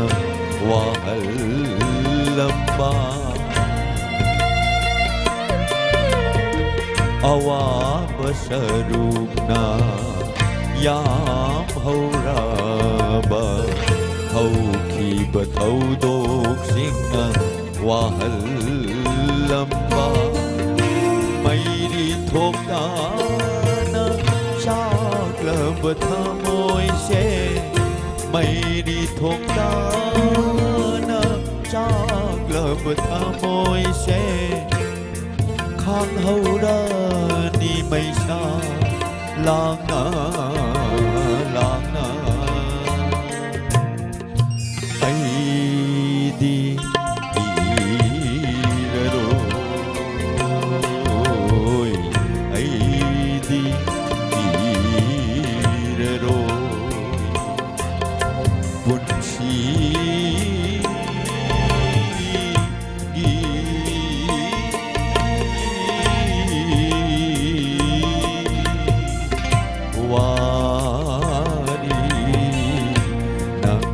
Wakalda Hinjarakpa Punsini Aigi Asisu Lenkini Aigi Punsi Ito mata Aidi Iraro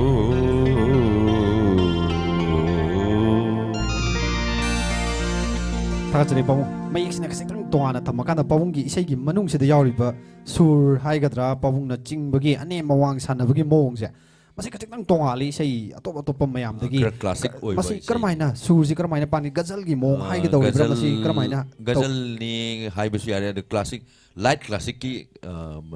kan format ta sembani okay ta sami bani na semina bani aduga yaman haibar kailian sida base haipet tawra semba adugumba isai ni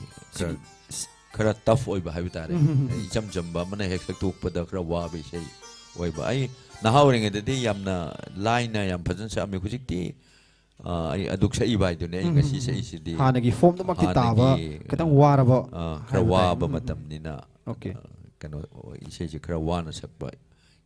oire khujikti yam noi je pau kolam na ka chage mathangi hello hello hello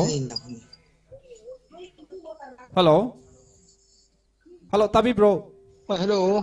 oh isagi tai oh mingale phangong tang anai bio ai kasardagi bamar hunagani sir okay mamang da su theng da sakraba mali tamo hai bio ngasi ki Saturday night live sada koi special guest pabung tijendra lengsel laga laire pabung dagi kari sei tabi ga bano hai bio aina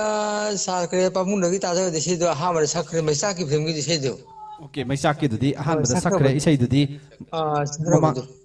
sakki bada ngai bai sei mo oire hauji akoina pawung na jo haibiram bani masi isi je horin soidana collar na khalak padi yae dana ado mamang da sakki bai sei mo oire atopa matang khan ba ya bibra atopa ma pawung tijendra na sakki bai sei da ama hekta khabi bale rega de haibiu aina khani mudi kana yo wakhal da sapudo pamundagi tang tabe phangadi ngai wakhal ngai sina phidi okay adugi isai duma hauji pabung na sakpada khajitang khudong chara roi haiba isai du mayek to khajitang problem lei ga dawroba atopa isai ama pabung na sakhan jaro karmaina to sige atopa isai ama pabung na san jarage adugana no aduna no agada male ko one pamundagi ja pamundagi sei do okay yam noise kasar dagi call to birakpa tamo kana kana tamina gani isai sidi aigi umanungi adugai aigi ai isamang dajani amasung ai nipi moina luangcha amasung lesmi luangcha amasung moina luangcha moina luangcha okay hari ba music jiga soidana taminar se kasar ji akoi karmai towi tamogi imu manung yam toy khoi mami tv ji yeng bibra adu kasar ji na hauji kamai tawri habitang tambi ba yabra sa ji de ba akoi mami tv se ai isamang ki urane pra ai thoi tan ta ji ai tai aduga wa masa su ko langdi hadi film gura hong ya tare ka saran thun chiga okay yam noi je akoi gi kasar gi pau kitang thambi ba duga mami tv bu pam na yeng biram ba gi damak ta so koi gi mai kai gi thaga chaba phongdok chari call to biro gi damak ta tamu wa hininga litena thaga chari pau gi tani ko ai sa ko habiyo sa sing mami tv ka khono chari amasung sar bu suina ne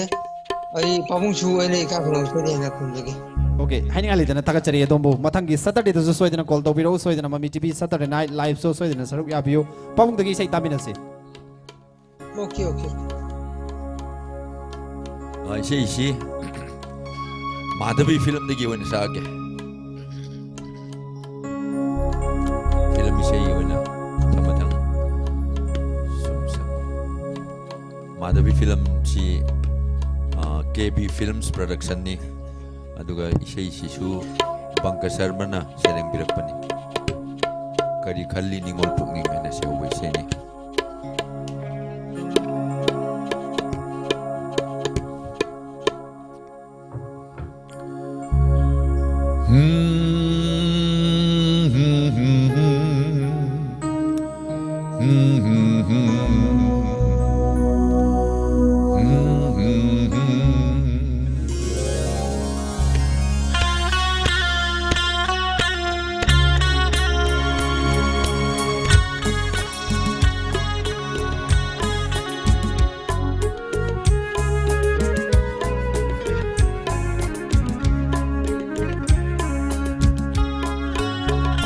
Kari khalli ningol pukning kari khalli ningol pukning sing biro nang yawa figai mong dokta ba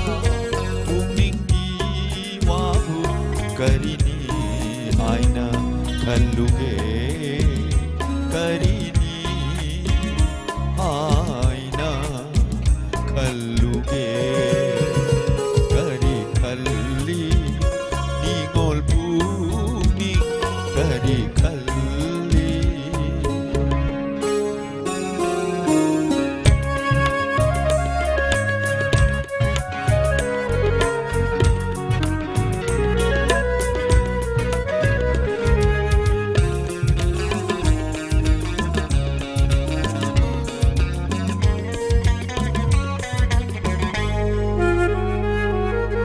Tanam danahan kiba amang bano nonggaw vijelana kaya walo jaba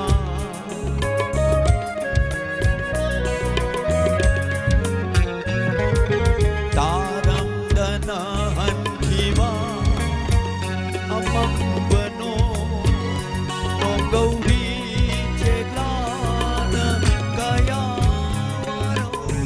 jaba sabhom doi bi aire lei chilgu pale pham khamdrabara nu jata mo pale pham khamdrabara nu jata mo kari khalli ningol puni sheng biro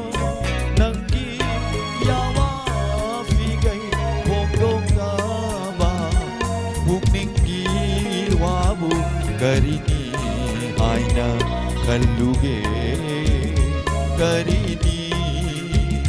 aina kalluge kari kalli ningol puni kari kalli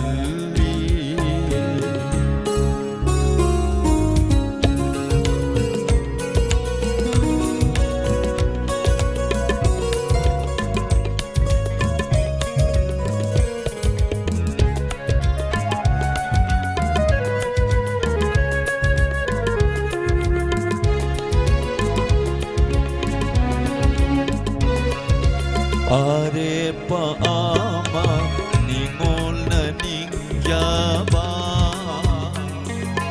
Hang hallu aibu janavi na phamdagi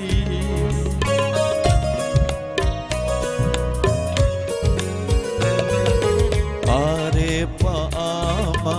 ningol na ningjaba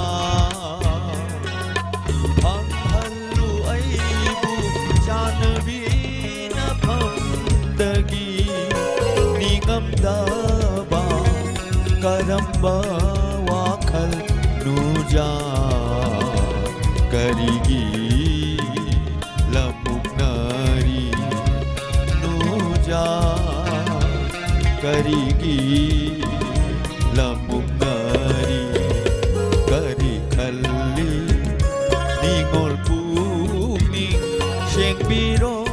nangi yawa figai Pondok taba putinggi wahu karini aina kalluge karini aina kalluge kari kalli ningol puni kari kalli ningol puni kari kalli Isai su pasana sakpiri pong pasapa sabai isai lantok piri marak sida mung lakchani bo phom se pong ngasai digi akoina matang sawa ngai raga amtang hangjage na leijabani pong na isai gi lam sida haiba tare isai sakpa ma oirak na bo hona bada chauba pong na su credit na pibiri ba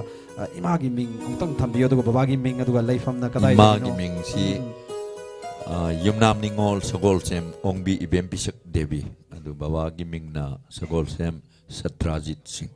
Okay, aduga isin naw na kaya surak pa pa. Isin naw di yam tara gi ahan ni ais. Okay, kwai ahan. Khwaidagi ahan ne ai ne eldest ne aduga nupa nupi manga yam bom jane khoi baba Okay, adu family gi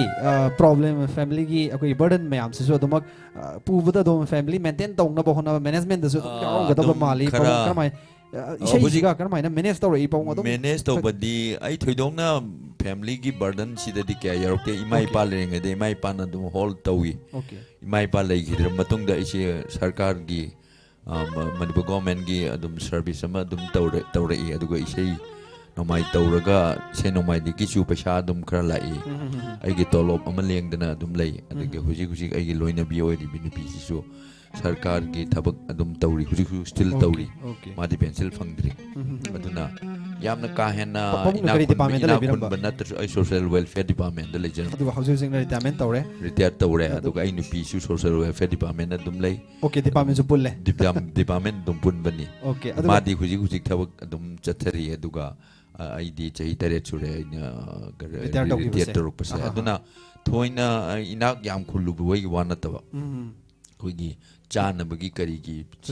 karigi kasu adugi di wadi hena okay okay aduga imagi mingsu thambiro aduga pawung gi hausi angang kya subire ai gi di angang si manga haitare angang manga si nupa ahum nupi ani okay nupa ahum si da nupi ani nupi lere nupi thire nupi ama mayum pan kre huji cha nupa tom madune cha nupi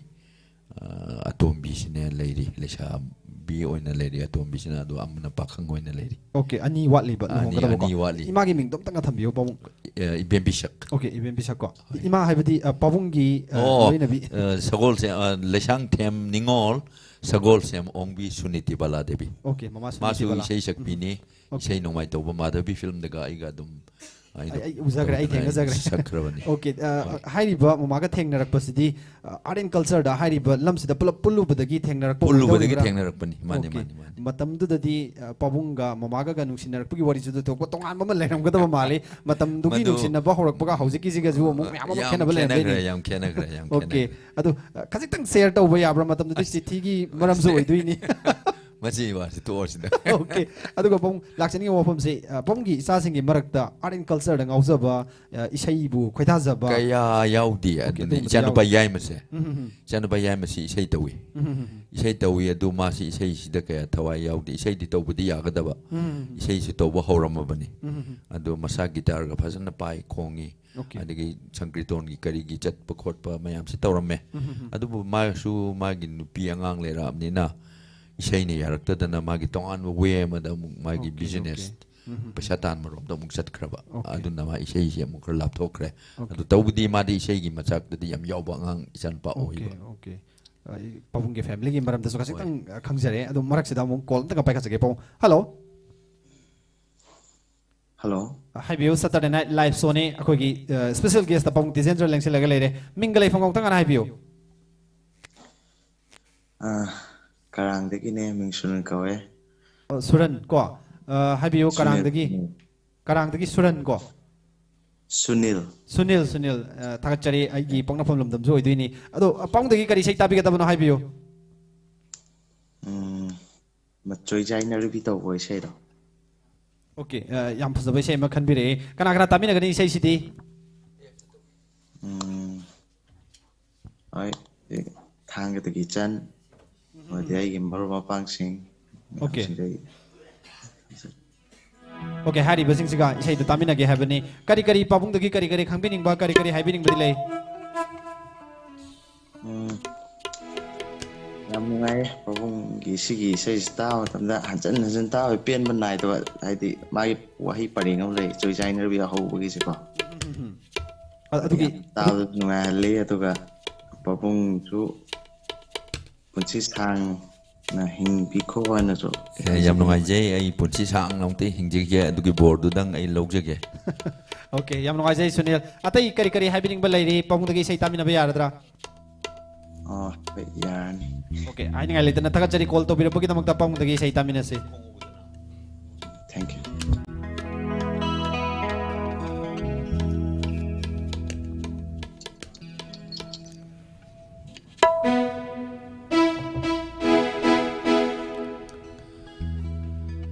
trôi dài nở ravi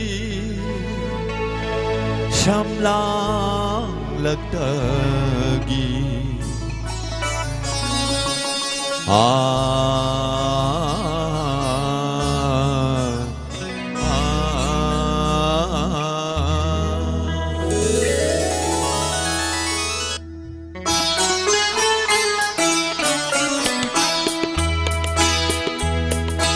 trôi dài nở ravi sham lang lagtagi lona yeng lagpa mit yeng duna kari bau phong no janing liba trôi dài nở ravi sham lang lagtagi lona yeng lagpa mit yeng duna kari bau phong no janing liba gula matwi citbana karam bawahai no phum liba phong lam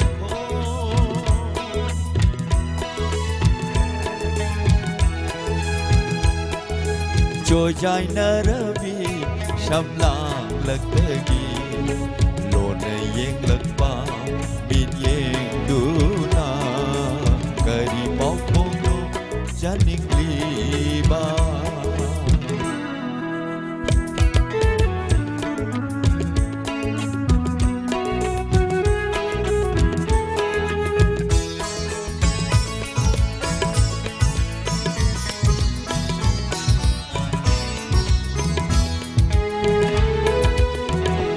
मेरा थान तांग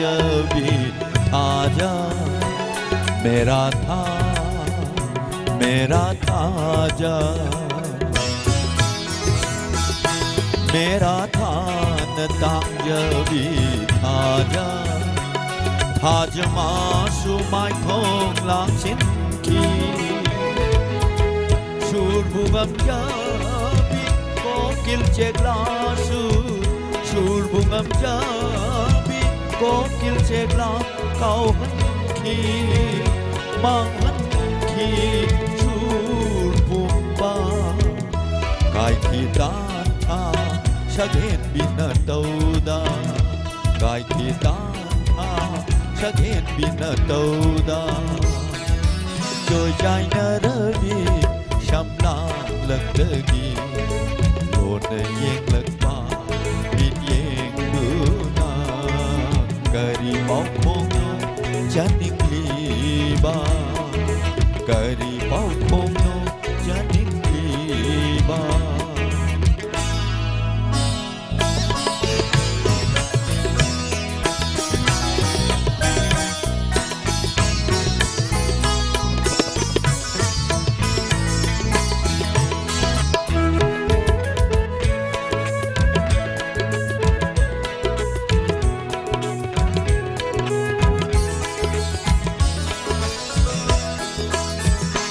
Hamamba ahinda baruni jingdonda mainam gilik lang pare leng bago Hamamba ahinda baruni jingdonda mainam gilik lang pare leng bago lek lek let thamoy da surgi pare lek lek let thamoy da surgi pare ithak haure ithak nai re puking wakal shak lage isai ta tha jana shak lage isai ta tha jana trôi dài nở ravi sham lang lagtagi lona yeng lagpa duna kari mau phong no janing liba gula manbi jin bana karam bawahai no phum liba au halle ai bu mi vơi thong dana au halle ai bu ka ngao na halle ka ngao na halle Joy Jaina Ravi Samlang Laktagi Lona Yeng Lakpa Min Yeng Duna Kari Bau Kono Janing Liba Kari Bau Kono Janing Liba Kari Bau Kono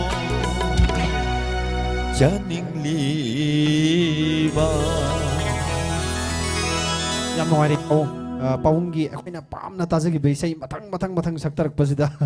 thamoji leitafum khangdre haiba tai akoi matam amada akoigi haugiba wari mayam ama matang ningsingal na thamjage pawung laksingi se bung matang da pawung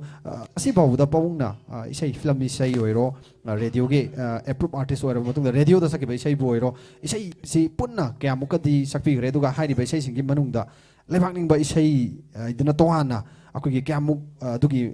lebakning ba isai sidana kyamuk ka sakpi sai pangyam yama mo sak pa radio ga som film gum badaga pul digi sai si chamnga gum di suramanen khale okay adugo lebakning bi sai di pangyam yam de ai khra di dum mayam gi group ki oina roji club ki kari gi digi mama mi gi surapan ki bakrale isa gi oina di lebakning bi sai si pangyam yam dana le okay lady le aduga atopagi surpan ki ba khot ki ba diam le gre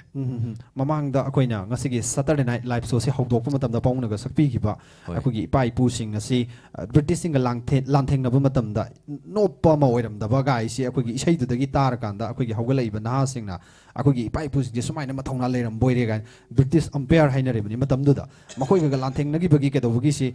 lairik tam gi ba history fazana nei na gi ba laik lai su fazana intellectual ore ba mi budi hoi thengna gi duini akogi history je khang duini tawda bu lairik su yam kana tamhaudraba business ki line daga changraba to pahina ma da changraba sing dadi sigumba isai sing si yamna maru oibra na musu khanje akogi ima laibak adagi athauba sing gi maram da sai tharaga sakpa matam ma da ima laibak ki tamda thokraba mi sing gi wari makoi si adum maru na khanje pawung ado hojik ti masi kitang handaba dong na sum uzai hojik ki matam da koina su yam toina Saturday Night Live so da koina yam toina nei nezaba akogi topic amagang ni masi pawung gi wakal lon da su karmaina thambiningi hairi aidi lebang ning bagi isai si sukta thadok ning de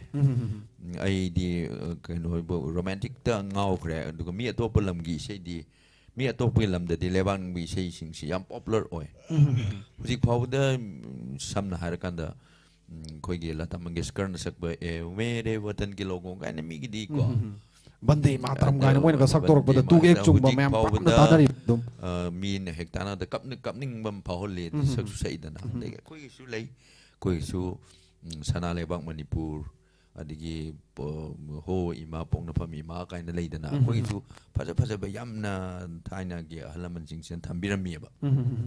adigi tom pahari gi he ima Manipur kaina ko okay sumba isai si huji kina ha singsin na su ayam kana hona ningi adubu huji kina ha singsin kasitang sigum da focus to dum se tabi na ba mi masing wat le na hai to sumba si kya interest leite jingse adu ai le ningi ai oina di lebak ning bi sei yaudana sei oi bi suya yaroi adu lebak ning bagi wakal nationalism sigi wakalon si leitana ko ni kaidong ni su hot pangam moi okay ima lebak sibu ko gi ningi ko na tawni ba thaba kuding makse lo na mak chawkhot pa pa bo or kani haib se ai ya chet pa thajabal lei ima lebak leiram basina maram mora kan ko ni ngasi pangthok liba ko ni ngasi tawri bu kuding maksi su mai pangna pangthok bang ngam ni na thamjani ngi paw kolam ta ka ka chege marak sida hello Hello. Hi view Saturday Night Live Sony tamo dinis ngasigi special guest tapong Tizender lengsi laga leire kari sei tabi kita bano hi view tamo Dinesh Noyon thong dagi ado ojadagi aina tajaning baji tajaning bi sai di kayam sakpi gre mina hana khandana ado kaino da khalau jiba leire gadi ningsing liba punsi haibdum tanga ojana sakpi ramagadi yam noi bani ang tanga thambiyo hojiki sei mek sei haudu Nangi marangi ni aina leliba punsi haiba. Okay. Hari ba isai simna so pawungna sakibada adum pamna ki ba mayamna duga ketang juluna sakiba isai mani na thambi pawungna kana tamina gani tamo isai si adum mami TV live show jibu yengbiri ba viewer phuna maka adum tamina namo je khoi ki pawung dagi kari khangbi ning ba kari haibi ning madi laibi stage da sai sakbadu da je kya ujadre adu bunga asi khangau dana koi mami TV na simbi duna ꯑꯣꯖꯥꯕꯨ ꯀꯩꯅꯣ ꯇꯧꯕꯤꯔꯛꯄꯗꯤ ꯌꯥꯝ ꯅꯨꯡꯉꯥꯏꯖꯩ ꯃꯇꯝ ꯁꯥꯡꯅ ꯄꯨꯟꯁꯤ ꯁꯥꯡꯅ ꯃꯌꯥꯝꯒꯤ ꯁꯦꯕꯥ ꯇꯧꯕ ꯉꯝꯕ ꯍꯣꯏ ꯍꯣꯏ ꯑꯣꯏꯖꯒꯦ ꯑꯩ ꯄꯨꯟꯁꯤ ꯁꯥꯡꯅ ꯂꯩꯕ ꯑꯣꯏꯖꯒꯦ ꯃꯌꯥꯝꯒꯤ ꯕꯣꯔꯗꯒꯤ ꯏꯁꯩꯁꯤ ꯑꯩꯅ ꯉꯁꯥꯏ ꯍꯥꯏꯖꯈꯤꯕ ꯑꯣꯜ ꯏꯟꯗꯤꯌꯥ ꯔꯦꯗꯤꯑꯣꯒꯤ ꯑꯍꯥꯟꯕ ꯑꯦꯄ꯭ꯔꯨꯞ ꯇꯧꯔꯛꯄꯗ ꯁꯛꯈꯤꯕ ꯏꯁꯩꯗꯨꯗ ꯌꯥꯎꯕ ꯏꯁꯩꯅꯤ ꯀꯨꯏꯔꯕ 1976ꯅꯤ ꯁꯤꯁꯨ ꯌꯥꯝ ꯀꯨꯏꯔꯕ ꯑꯗꯨꯒ ꯌꯥꯝ ꯁꯤꯁꯨ ꯑꯩꯗꯤ ꯏꯔꯔꯣꯏꯒꯨꯝꯅ ꯌꯥꯝ ꯀ꯭ꯂꯥꯁꯤꯛ ꯈꯔ ꯑꯣꯏꯕ ꯏꯁꯩ ꯑꯣꯏꯌꯦ ꯃꯇꯝꯗꯨꯗꯗꯤ ꯌꯥꯝ ꯄꯣꯄꯨꯂꯔ ꯑꯣꯏ ꯑꯗꯨ ꯍꯧꯖꯤꯛꯀꯤ ꯅꯍꯥꯁꯤꯡꯁꯤꯅꯗꯤ ꯀꯌా ꯈꯪꯉꯝꯃꯔꯣই ꯍꯧꯖꯤꯛꯀꯤ ꯃꯔꯨꯞꯇꯨꯅ ꯈꯟꯕꯤꯔꯝꯕꯁꯤ ꯃꯣꯏꯗꯤ ꯆꯍꯤꯗꯨ ꯈꯔ ꯌꯥꯝꯃꯕꯅꯤꯅ ꯑꯗꯨꯝ ꯏꯁꯩꯁꯤꯒꯤ ꯃꯍꯥꯎꯗꯨ ꯈꯪꯕꯗꯒꯤ ꯈꯟꯕꯤꯔꯛꯄꯅꯦꯅ ꯈꯜꯂꯤ 1976 ꯏꯁꯩ ꯍꯥꯏꯔꯤꯁꯦ ꯄꯥꯕꯨꯡ ꯍꯧꯖꯤꯛꯇꯤ ꯆꯍꯤ 94 ꯂꯣꯝ ꯁꯨꯗꯣꯏꯅꯤ ꯍꯧꯖꯤꯛꯇ ꯑꯩꯈꯣꯏꯒꯤ ꯁꯤꯜꯚꯔ ꯖꯨꯕ꯭ꯂꯤ ꯅꯠꯇꯕ ꯒꯣꯜꯗꯟ ꯖꯨꯕ꯭ꯂꯤ ꯌꯧꯗꯧꯔꯕꯅꯤ ꯍꯥꯏꯕ ꯇꯥꯏ ꯏꯁꯩꯁꯦ ꯆꯍꯤ ꯑꯅꯤꯗ ꯉꯥꯏꯔꯦ ꯆꯍꯤ 50 ꯁꯨꯒꯗꯕ ꯌꯥꯝ ꯅꯨꯡꯉꯥꯏꯖꯩ ꯇꯥꯃꯣ ꯀꯣꯜ ꯇꯧꯕꯤꯔꯛꯄꯒꯤꯗꯃꯛꯇ ꯇꯥꯃꯣ ꯗꯤꯅꯦꯁꯄꯨ ꯍꯥꯏꯅꯤꯡꯉꯥꯏ ꯂꯩꯇꯅ ꯊꯥꯒꯠꯆꯔꯤ ꯄꯥꯕꯨꯡꯗꯒꯤ ꯏꯁꯩ ꯇꯥꯃꯤꯟꯅꯁꯤ ꯏꯁꯩꯁꯦ ꯑꯔꯨꯕ ꯏꯁꯩꯅꯤ ꯁ꯭ꯔꯤ ꯐꯨꯔꯥꯏꯂꯥꯄꯝ ꯏꯕꯣꯌꯥꯏꯃ ꯁꯔꯃꯅ ꯁꯩꯔꯥꯡꯕꯤꯔꯛꯄꯅꯤ ꯅꯪꯒꯤ ꯃꯔꯝꯒꯤꯅꯤ ꯑꯩꯅ ꯂꯦꯜꯂꯤꯕ ꯄꯨꯟꯁꯤ ꯀꯞꯅ ꯀꯞꯅ ꯍꯥꯏꯕꯅꯤ ꯅꯪꯒꯤ ꯃꯔꯝꯒꯤꯅꯤ ꯑꯩꯅ ꯂꯦꯜꯂꯤꯕ ꯄꯨꯟꯁꯤ ꯀꯞꯅ ꯀꯞꯅ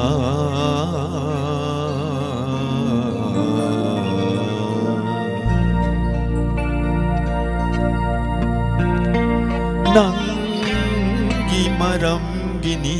ꯑꯩꯅ ꯂꯦꯜꯂꯤꯕ ꯄꯨꯟꯁꯤ ꯀꯞꯅ ꯀꯞꯅ ꯄꯨꯟꯁꯤꯗ ꯃꯨꯛꯇꯁꯨ ꯈꯪꯗ꯭ꯔꯤ ꯑꯩꯗꯤ ꯑꯁꯨ ꯋꯥꯕ ꯃꯩꯆꯥ ꯊꯥꯖꯔꯨꯗꯦ ꯑꯩꯅ ꯅꯪꯒꯤ ꯅꯨꯡꯁꯤꯕꯗꯣ ꯂꯧꯅꯝꯕꯅꯤ ꯅꯪꯒꯤ ꯃꯔꯝꯒꯤꯅꯤ ꯑꯩꯅ ꯂꯦꯜꯂꯤꯕ ꯄꯨꯟꯁꯤ ꯀꯞꯅ ꯀꯞꯅ ꯀꯞꯅ ꯀꯞꯅ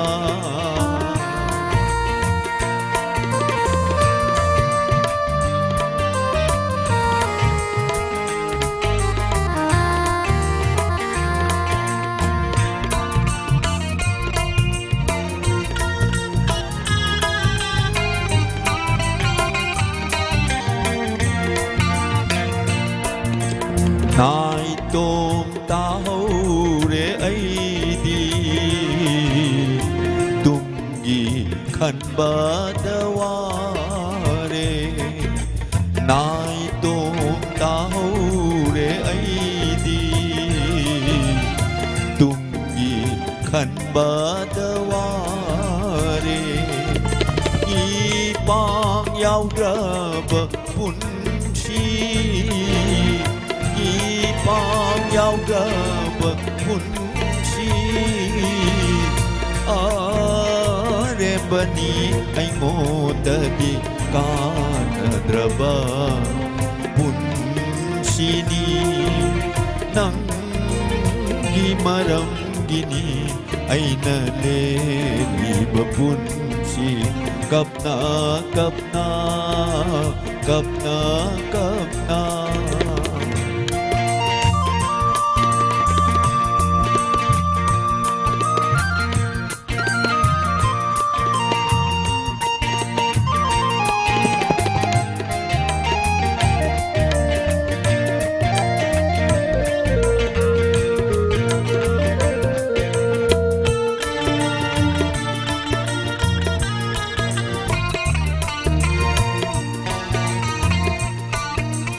Nai tôm tao re ai di tumgi khan badaware Nai tôm tao re ai di tumgi khan badaware Ipang yau ra bậc punsi Pang yau ra bờ punci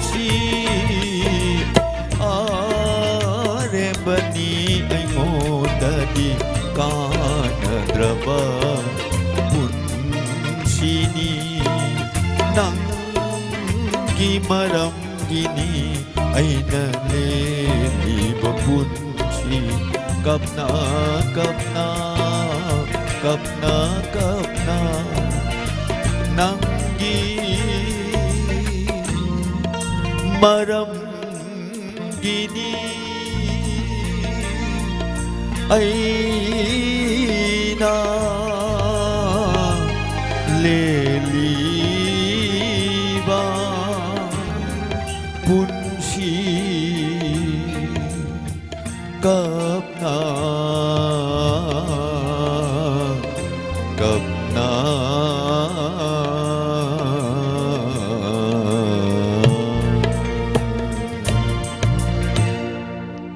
khara di ware se sakpada Okay, adu era kasu pong tabda peli haibatai akoina tazaba matam da pong na saktora isi thamo yowi haibatai segi mayek sing amadagi segi sur sing se pok matang lakchani gi wofam se akogi nupilan hangchit oigadore December gi 12 December gi tang tarani thoi pomung gi bo wakalon da su Manipur gi afawa mayam na masak khanglaba saisak pa moina legendary singer moina akogi Manipur gi sigumlaba maru oiraba numit 12 December nupilan lakpasida ponggi bo mod kari kari thambining badi lei kari haibining khogi Manipuri nupi singi thauna sini akoina yamna ngakningai oiba thagat pana te ngakningai ori base khogi di nupi yaugdragati khogi Manipuri Samaj Society si hingbade yam waram gani kaithel phamme nupi na yum adigi thabak sure nupi na nupi haibasi khogi meitai Samaj Manipuri Samaj idadi yamna daite moigi thodang se dong matik chawkre aduna nupi landa moina utkiba thauna moina tawiramba aduna ngasi phawda meitai nupi hingsina meitai nupi moina chawthokchuba ngami bani na ai haijege okay thagat chari pong kolam ka bakachage hello hello call se tat karo male pong maka tabda lakchani se pong akoi mangasi Saturday Night Live so se loishalak pagi tanja su la bani pong hausi se satra khogi pong gi haiba dai isai tambiri ba satra gadi hausi se isai tambiri satra khara dum tammi yam di tamde satra traum ngatra truk swai 15 16 swai da aina su pangal cholak panina yam ka hena lao khong na tau singam dam ni na dubu pam je bakra ai nak te sei tam je ge na lak padu aina dum cheolam gi manung da mit marini gumba laurga dum sei kra adum takpi okay hairiba angang sing sadra sing dugi manung da pabung gi mahut ka sin ba ngam hoga da pabung na asa to ba yawi dum yawi adu maming di pallaro yawi adu huji saktana popular oil ba sudum yawi okay aina hana tambi kiba ado moi adum phajana huji pau program chatana isei saktana radio gi karigi phajana sakpa adum yawi aduga tungda asa tawba yaba isei sakpa sakpi sing yam yawi okay pabungi laibiri ba isai gi lam se da lairi ba experience mayam khangai ba gya losing mayam se pong share to bining ba ngasai gi institute kumba isai tampham gumba gi linkatning ba du gumba gi apam ba gi apam du magni ene huji huji chatsa jari se huji aina ngasai sakche gi be se ire ba kan ba kai do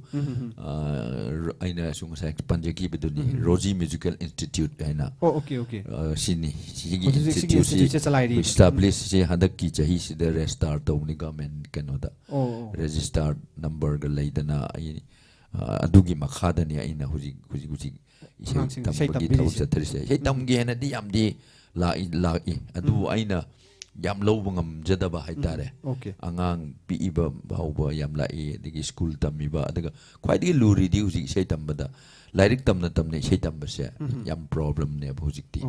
hujik matam amda di oiramde hujik yam problem oi adu music college gumba nungdang oiram tawbisida khara sachaba ko like su tamna aduga khoi gumbada lakpasidi akhoi di nungdang wairam de tawba si kya khudong chandi ayuk tawba natana aduna ayuk class taw matam di moi college school gi class lerakpam nina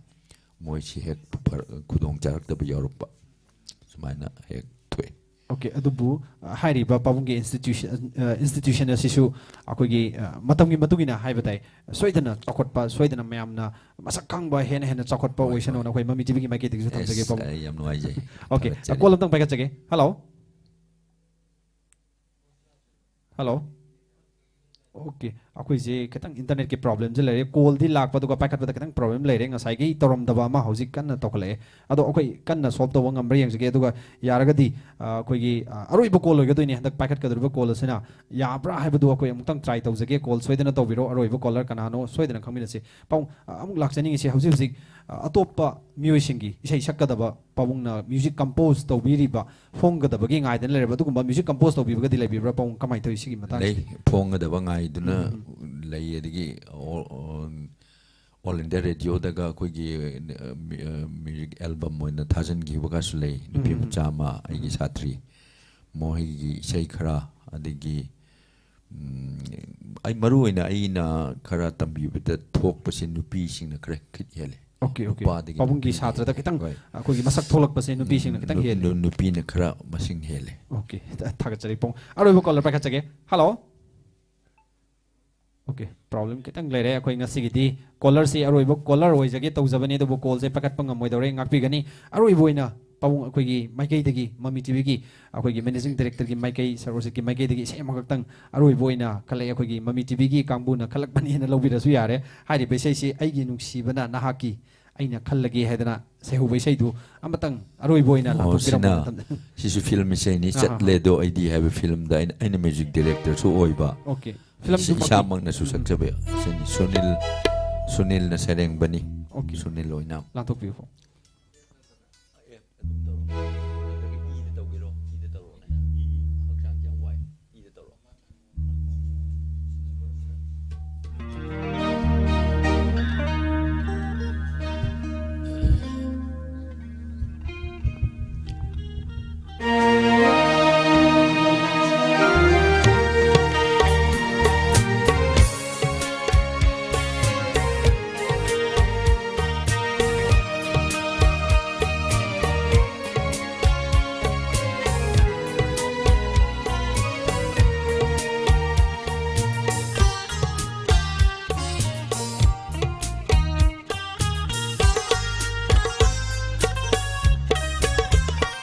aigi nungsibana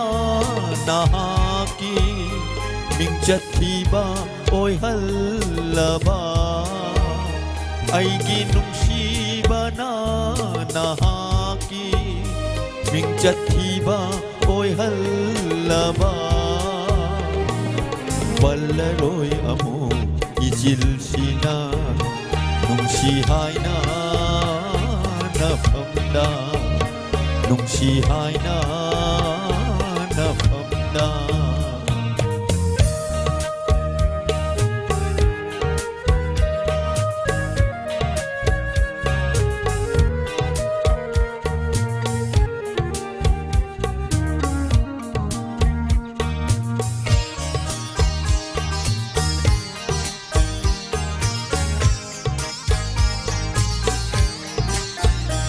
Thengnaba tarabasu karigumba nathaiduna chatlage udanaba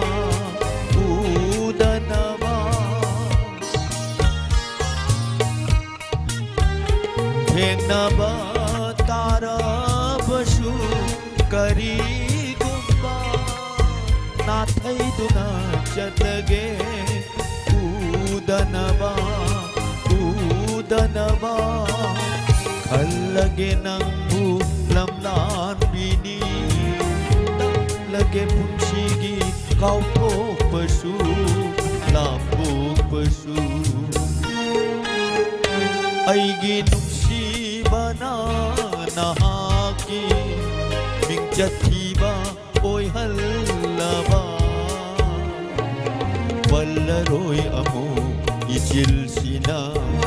nungsi haina nafamda nungsi haina nafamda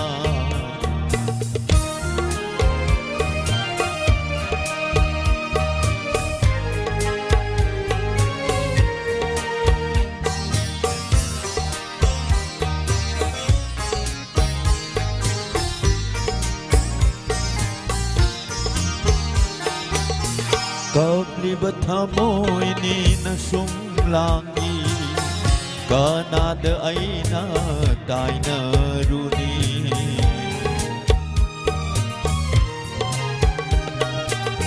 Kabliba thamoy ni na sumlangi Kanada ay na tay na runi Kamdaroy amuk wadasanu Iral di Chainani Pangdasanu Kamdaroy amuk wadasanu Iral di Chainani Pangdasanu Pangdasanu Ay ginungsiba na nahaki Mingjatiba oy halaba Balaroy amo isil sina Nung sihay na napamda Nung sihay na napamda Nung sihay na napamda Tagatjari pawung yam nuwaije ngasi akhoi studio da lakpi dana pawung gi akchang nuwai taba kaya madu nathairam laga mami tv gi Saturday night live show sibu soidana yaubirurani haidana lakpi dana khoina haijarubada yabirak lengbirak pugida mak hainga litana mami tv gi maikai degi thakchaba phongdokchari aduga pawung gi tungi lakadaba punchi da anayek yaudana punchi nungsang na hingba ngamba oibiu haidana madu busu thamjagi Mami TV busu aina aibu kawirakpai damak thagatpa phongdokchari Ngasigi namakta di Saturday Night Live Show Mami TV gi matang ase loisina bagi tanja do lojage matangi Saturday amada mo anoba artist anoba singer amaga loina na koi punna thengna binase mayam dagi kaina na bagi tanja do lojari